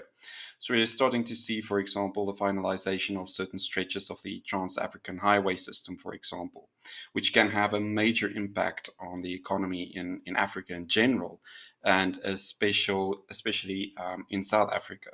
Because I think there's two African highways connecting to South Africa, one from Tripoli right through to Cape Town, and the other one to Pretoria and then to Cape Town. I'm not sure which one that is. Um, so any sort of upset here will most likely sort of stall that project reaching its conclusion here in South Africa. They might really just divert that to Mozambique or just end it in Namibia. So our political climate is very important for that. And I think the ANC is also very aware of it because they are talking in the African Union. And I think who is now currently the chair of the African Union? Is it one of our politicians? I think it's I'm Cyril, not isn't No, it? sure. no, no. Cyril resigned last year. It's now that Ethiopian gentleman. Forget his Oh, name. okay. Yeah, so it's very clear that South Africa is aware of this. So I don't think they'll go full demolition as Serena said, and just jeopardize all of that because that will have a net negative impact on their own pockets as well. So I think there's at least one benefit to corruption if you want to look for benefits somewhere. Um, Sanral also is keeping an eye on those projects as well as Transnet. I mean, um, yeah. Also, like Serena also said, I think that Cyril's just being the bigger man, but I also think it's a bit more than that. I think all these politicians from the EFF and ANC are bosom buddies. You know, what they say in public is not what necessarily happens behind the curtains. You know, behind the curtains, they can hold hands and kiss one another, and even sleep in the same bed. Because, in all fairness, when I see the EFF, I see a proxy party of the ANC. Um, yeah, those are my 2 cents on that. Cool. And Ketson and Xavier. Yeah. So to go back a bit to the original, the original thoughts, really, I do agree with Dodgy there that they pretty much they pretty much share a bed behind closed doors. One goes in through the front door, the other one goes in through the back door. Let's not forget that again, lots of people don't read the actual manifestos of these political parties. They really sum up our politics as very similar to sports teams. Are you in support of team green versus team blue, versus team yellow versus team red, for instance? That's how most people see political parties, where as most of the time, at least with most of the time, you really have to look at the ideology and, of course, the actual manifesto. What do they actually commit to if you really do interrogate it? I get this question a lot when someone asks me, so, which party actually falls in line with your beliefs more than all of them? And one would assume it's the Democratic Alliance, one would assume it's the ACDP. But after reading pretty much all the major parties' manifestos, Freedom it's Front Plus. surprisingly the Freedom Front Plus, so Yes. I called it. yeah. Yeah, followed closely by the ACDP. Those are the parties whose actual manifesto speaks closely to my beliefs. But I've done the homework of actually looking up all of these manifestos, right? But if you do that homework, you'll see that what the EFF wants, it sounds dramatically different from the ANC. But in reality, in practice, if you had to take it out of the words, take the words out of the book and put them in our material world, it's actually not that far from the African National Congress, and so I do agree that, again, one goes in through the front door, one goes in through the back door, but come midnight, they're all in the same bed doing what they do. Yeah, pretty much. Xavier, your thoughts? Okay, Koketo, I like what you just said because I joined Twitter on this account. I've been on Twitter on and off through various accounts for years, but I used my actual name on this account because I was going to become a politician. Don't laugh. You have to laugh. Sorry, Xavier. Sorry, a It failed politician from which spectacularly. party? Okay, so that's what I wanted to tell you. So, Koketso is quite right. The general population of South Africa does not do the research on each party and what their core beliefs are.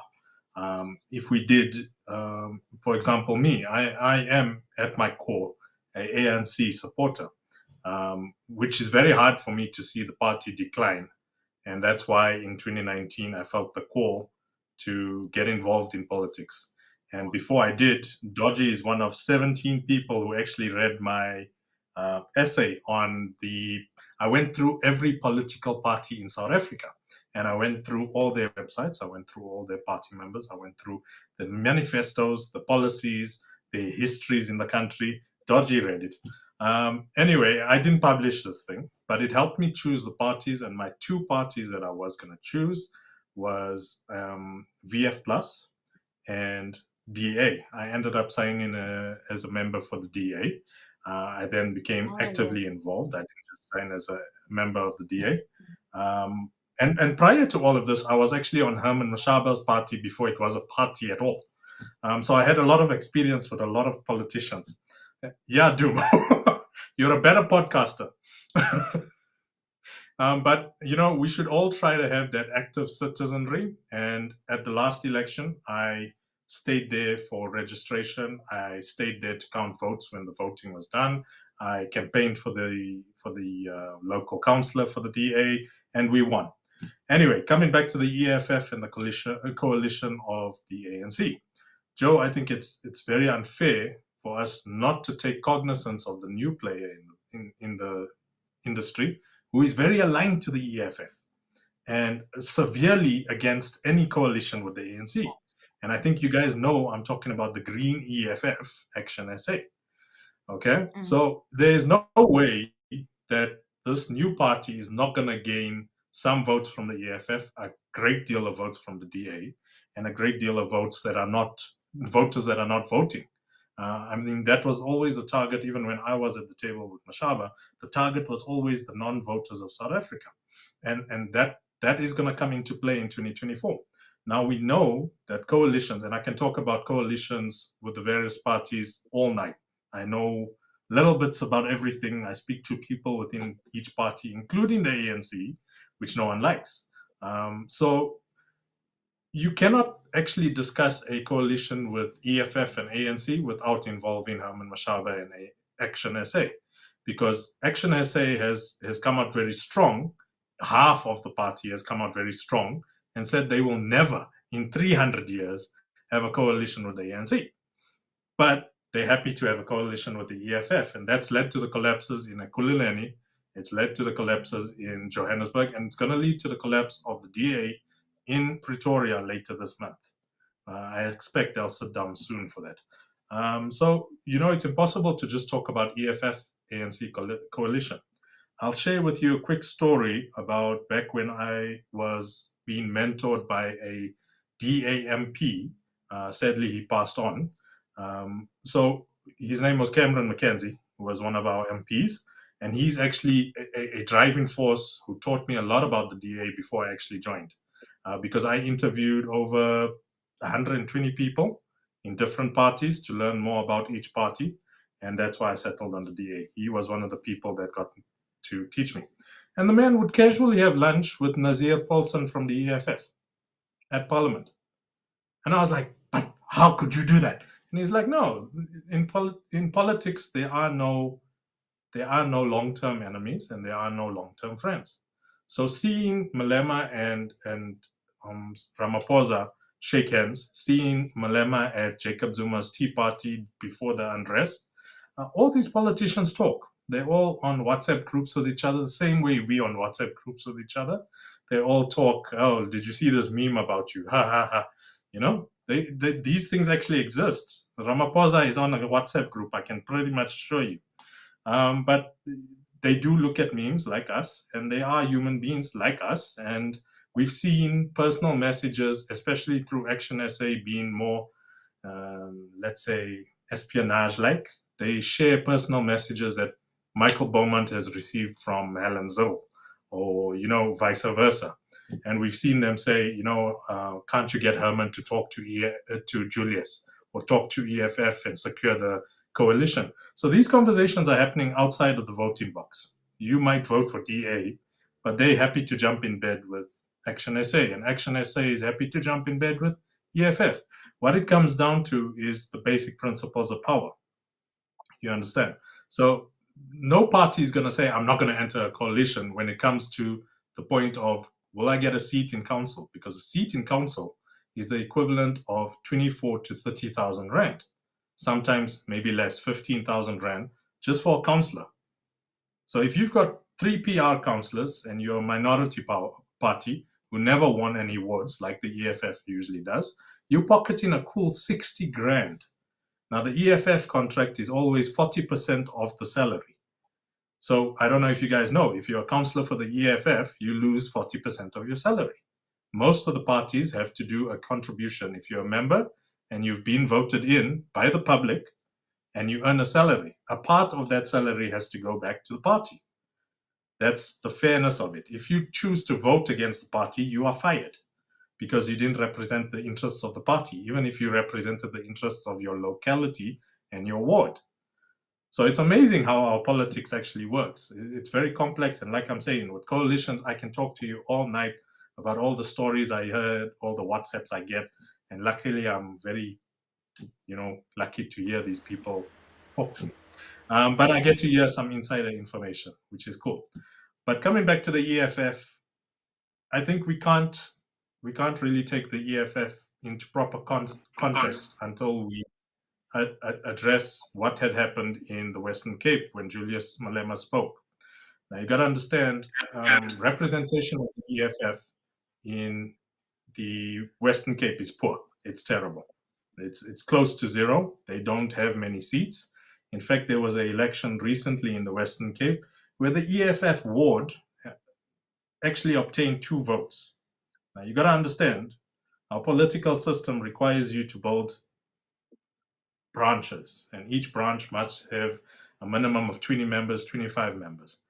So you telling me there was an EFF branch in the Western Cape and this man only got 2 votes?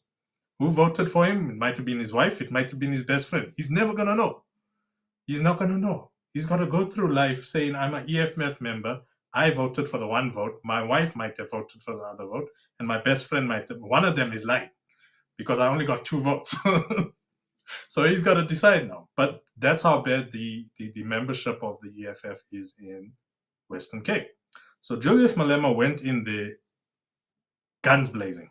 And It's about 18 hours of video that you need to go through with the 3-day conference or so, where he called for, and I'm quoting, he called for a revolution requires the killing. And you can imagine which group he was referring to.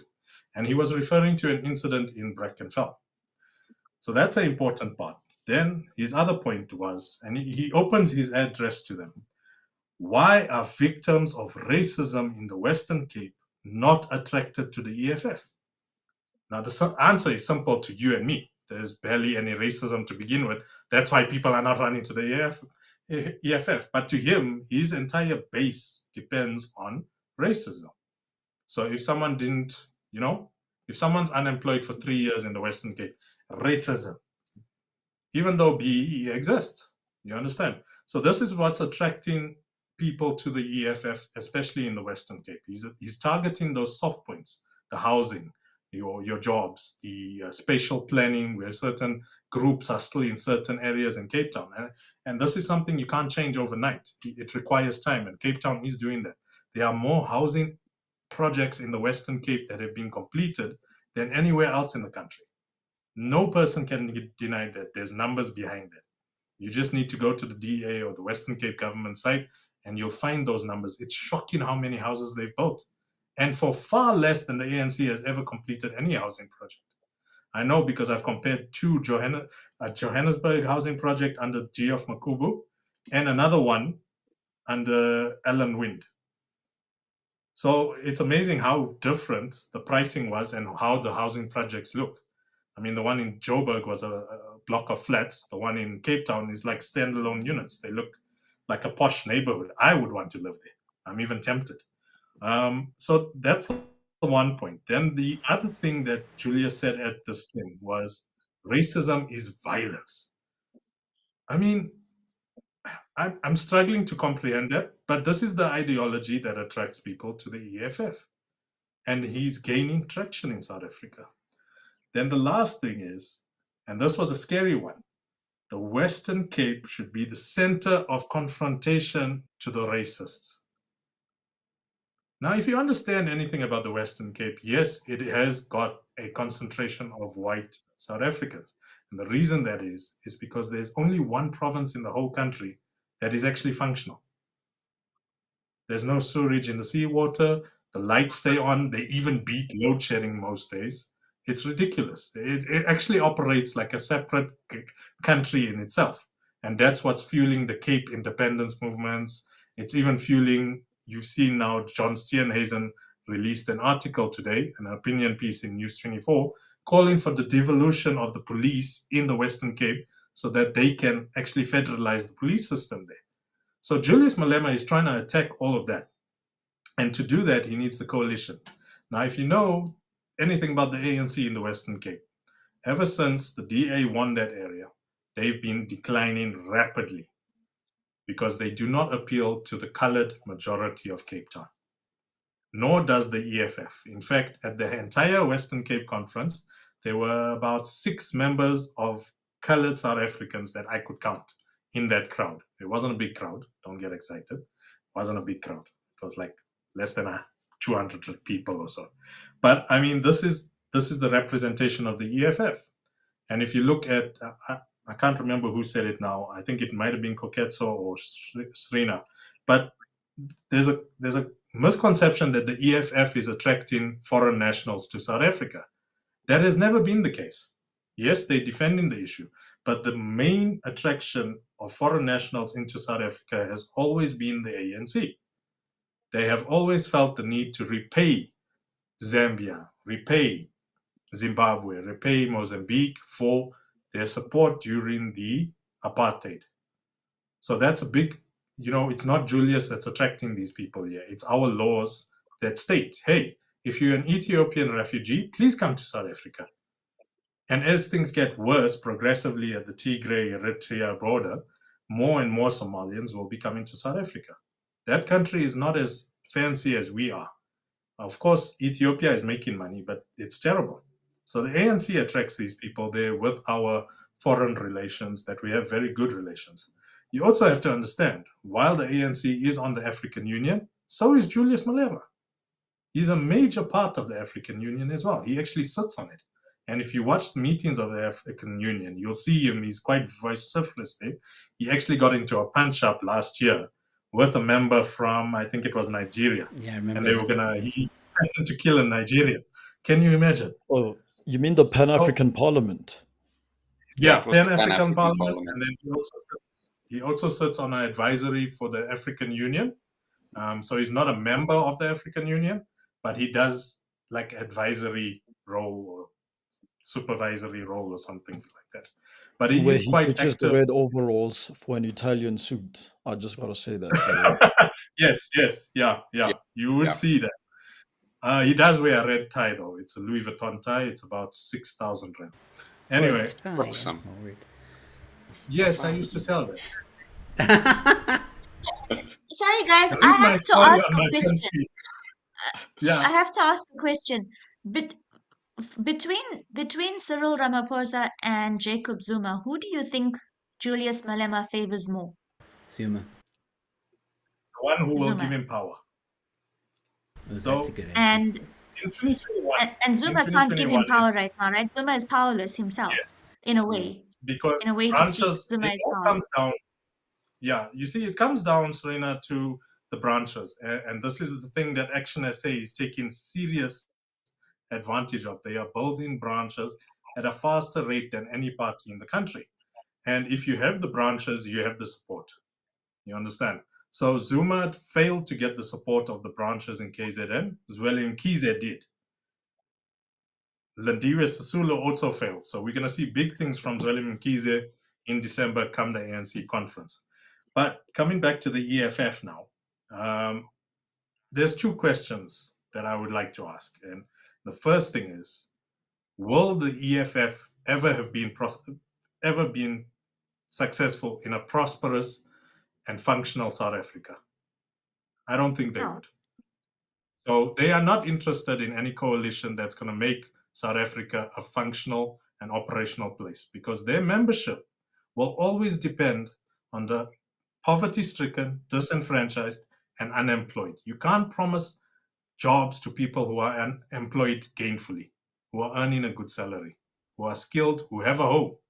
You can promise it to people who are increasingly becoming unemployed, losing their homes, not able to get employment, and have serious amounts of debt. You can promise things to those people.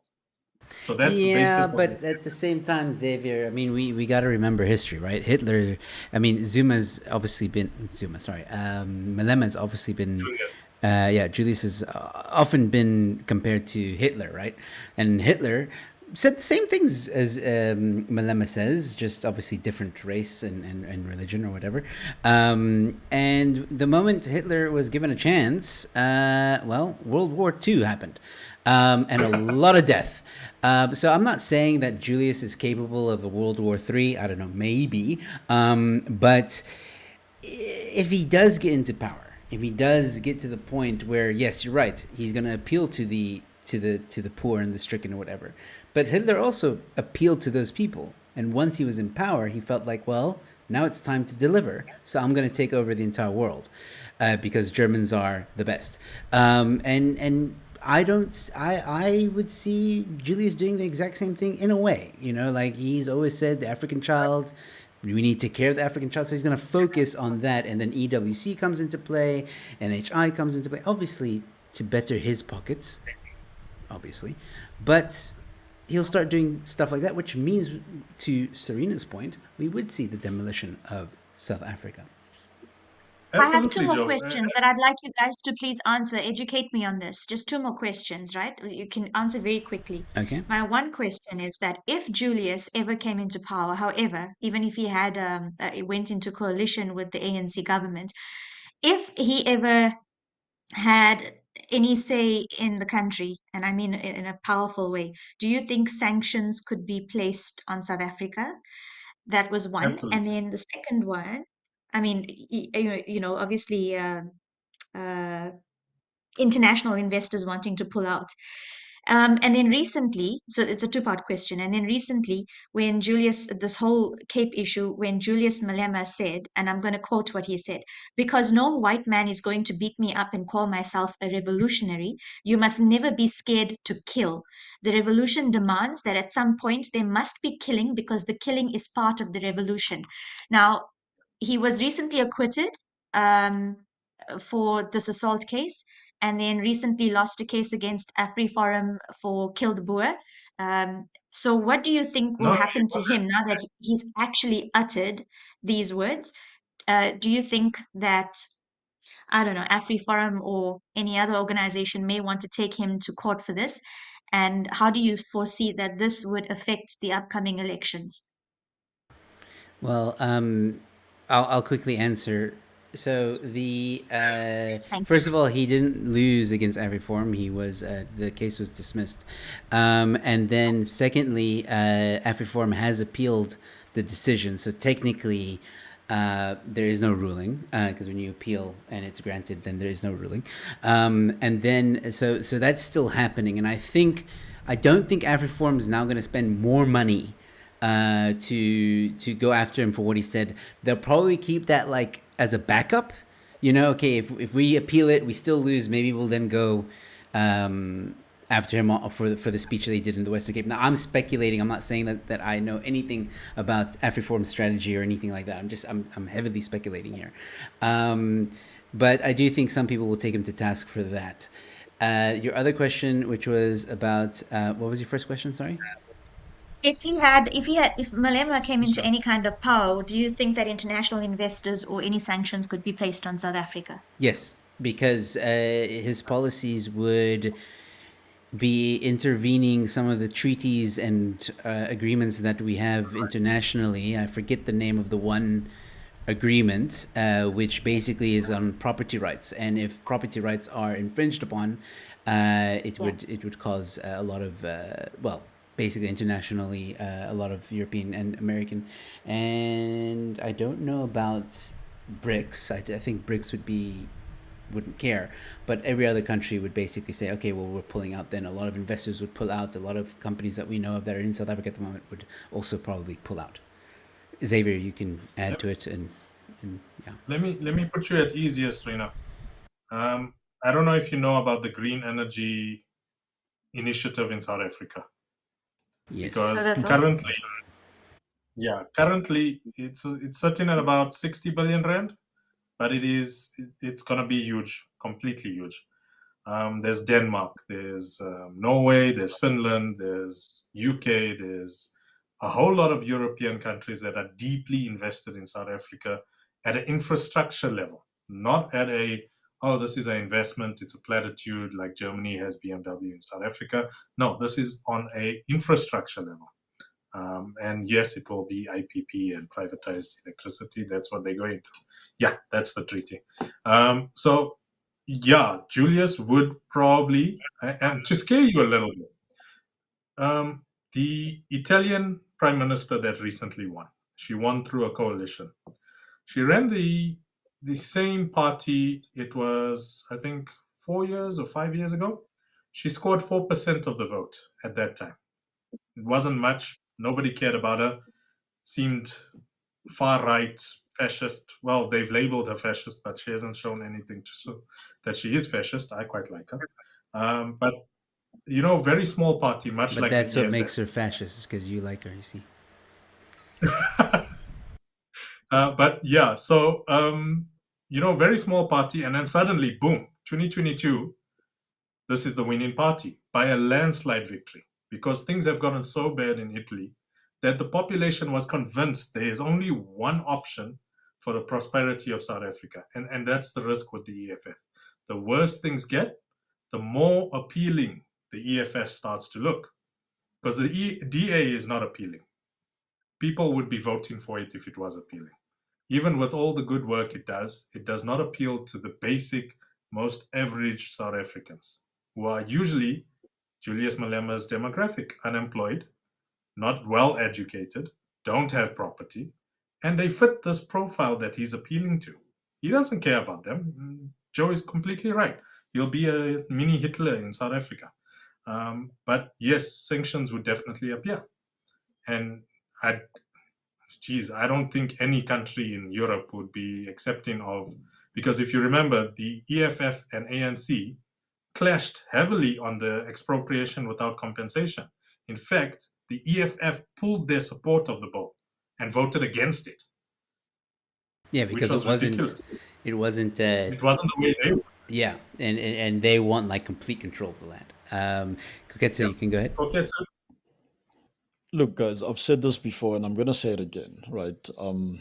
Again, if I'm proven wrong, I will be the first to bow out gracefully and stand as tomatoes are thrown. But personally, I don't believe in heaven, earth, or hell that Greyston Drive is going to sit back and allow Silo Julius Malema to ascend to the presidency. Honestly, people always like to parallel us with Zimbabwe. Maybe Zimbabwe didn't have such a strong arm as Santon Central, and I use that to yes, basically encompass all the banks, all the global insurance companies, even that was a Bank of China or something like that. yeah, All of yeah, these players, none of them are going to sit by and allow Julius Malema to be president under the yeah, well, under the policies that he's proposing, of course. I personally believe this. If I'm ever proven wrong, I will gladly admit it. But yeah, I say this with 200% confidence. Just like I said a few years ago when Alex residents were threatening to march across Greyston Drive and shut down Santon, and people were concerned all over the place, saying, "Guys, it's not safe to go to work." I worked in Bryanston at the time, and coming from the east of Joburg, I laughed it off even to my colleagues who said, "Hey, maybe we should watch out a bit." I laughed it off, saying, "There's no way in heaven, earth, or hell Santon Central is going to fold their arms and watch the millions cross the Greyston Bridge and shut down Santon. It's not happening." And again, EFF has marched, I believe it was from Mary Fitzgerald Square all the way to the JSE. Do you know what yes, happened on yeah, that day?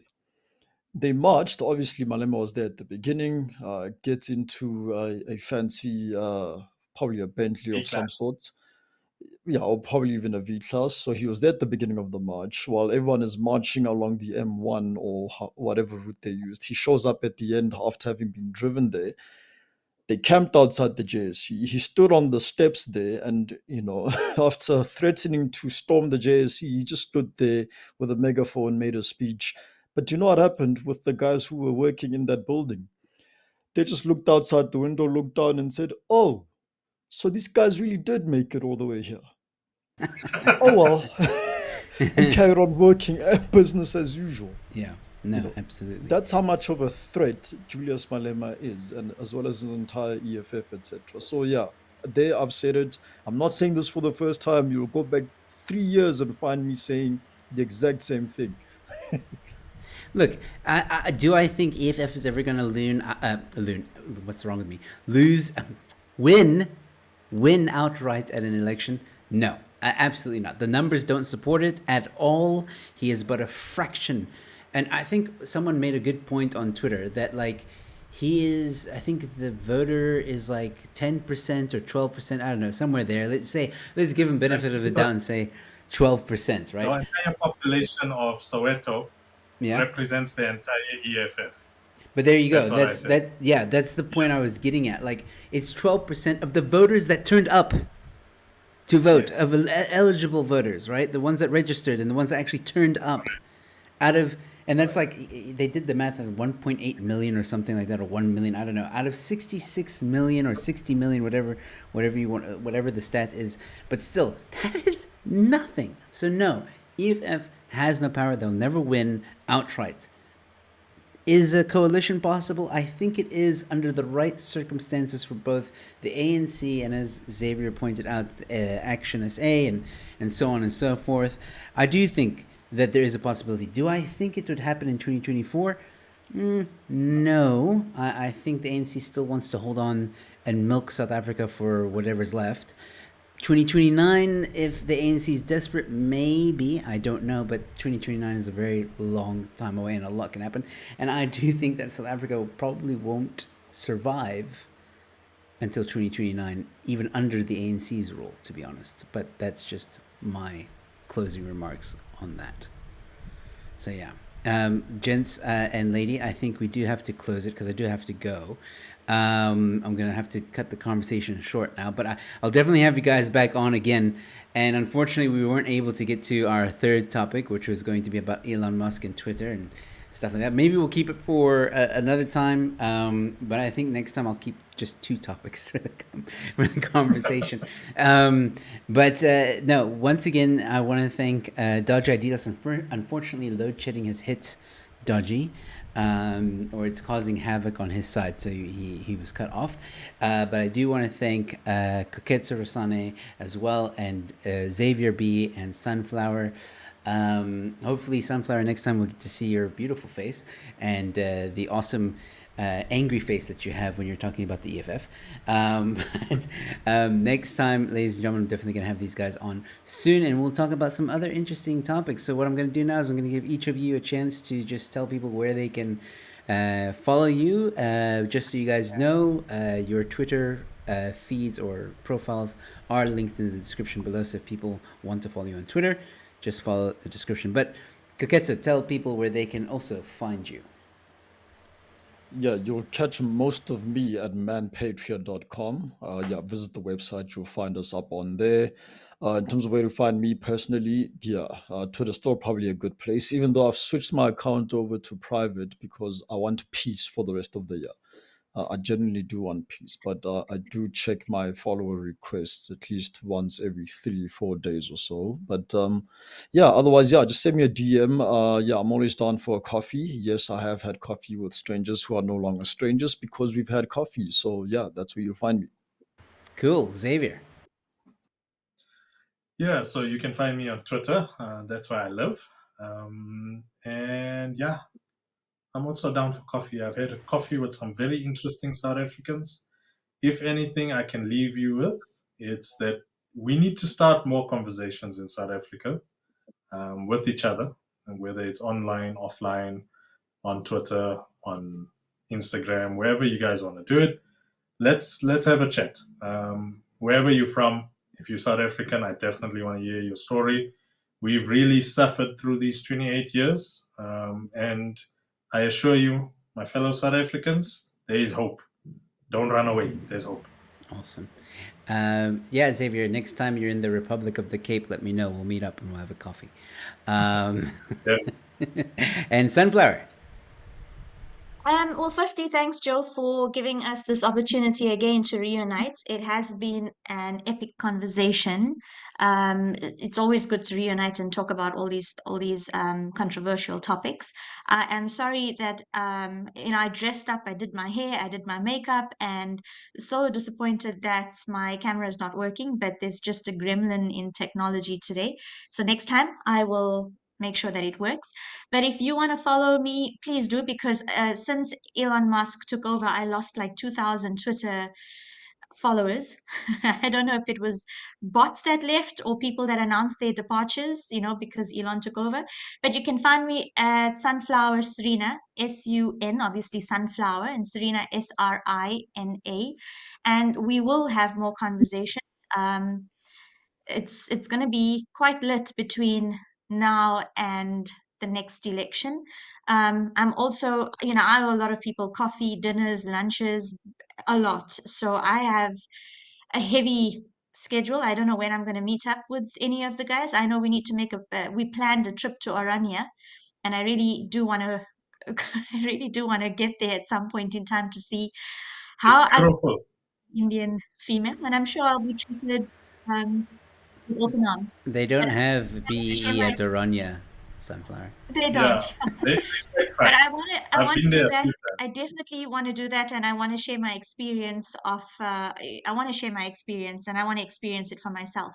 So we will have conversations, we will do coffees, we will do dinners, we will do lunches. I'm very open to meeting a lot of these awesome people that I've come across. And Joe, I will be in Cape Town sometime first week of December, so I'd love to catch up with you, just have a coffee or something. Xavier, Koketsu, I know you guys are in Joburg, so you can come to my hood whenever you guys get a chance, and I could maybe treat you guys to an Indian curry. I can cook. I can. I promise I can. I can also. All Thanks, right. guys. Well, Thank you so much for this. Well, thank you once again, Serena and Xavier and Koketsa, and of course Dodge Idealist, who unfortunately had to drop off. But yeah, guys, I'll definitely have you back. We'll figure it out, the next date and what topics and so on and so forth. And ladies and gentlemen, please share this far and wide with your friends and family if you think someone needs to hear some of this information. Xavier, yeah, I gotta get you on solo. I want to dive into all the dirty secrets that you have that you're allowed to say. I think it's gonna make some You know what, entertaining Joe? stuff. Yeah, everything is kind of in the past now. Most of my exciting times that I can talk about, it's 6 years ago. So it's Okay. still relevant because, I actually ended up putting my employment story on Twitter in a 7-part thread. I think Koketsa read it. People Fire actually enjoyed threads. it quite a bit. I also read it, Fire Xavier. threads. Very, very interesting. Oh, You could okay. write a book Thank out you. of this. Thank you. Yeah. So I decided to stop it in order to try and pursue it as a book, but I haven't gotten around to doing that yet. I might be starting something soon. I will tell you all about it soon on Twitter. Fantastic. Well, Look, I mean, whether it's 6 years ago, I think it will still give us or give the audience at least a behind the scenes look of, because you said something interesting, which was like they have WhatsApps like us, they see the memes like us, and I think that in a way is very interesting for some people, and I personally want to know more about that. So we'll talk about stuff like that. But ladies and gentlemen, thank you so much for joining me tonight. Thank you for your comments. I'm sorry that we couldn't get to the questions, but maybe next time we'll also look at some of the questions as well. So thank you guys so much for the comments and the likes and the watching and all that stuff. You guys have been amazing. Thank you so much. And once again, thank you to my guests. Other than that, ladies and gentlemen, stay safe, be kind to one another, and I will see you at the next one. Cheers. Ciao. Bye-bye. Take Cheers. care, guys.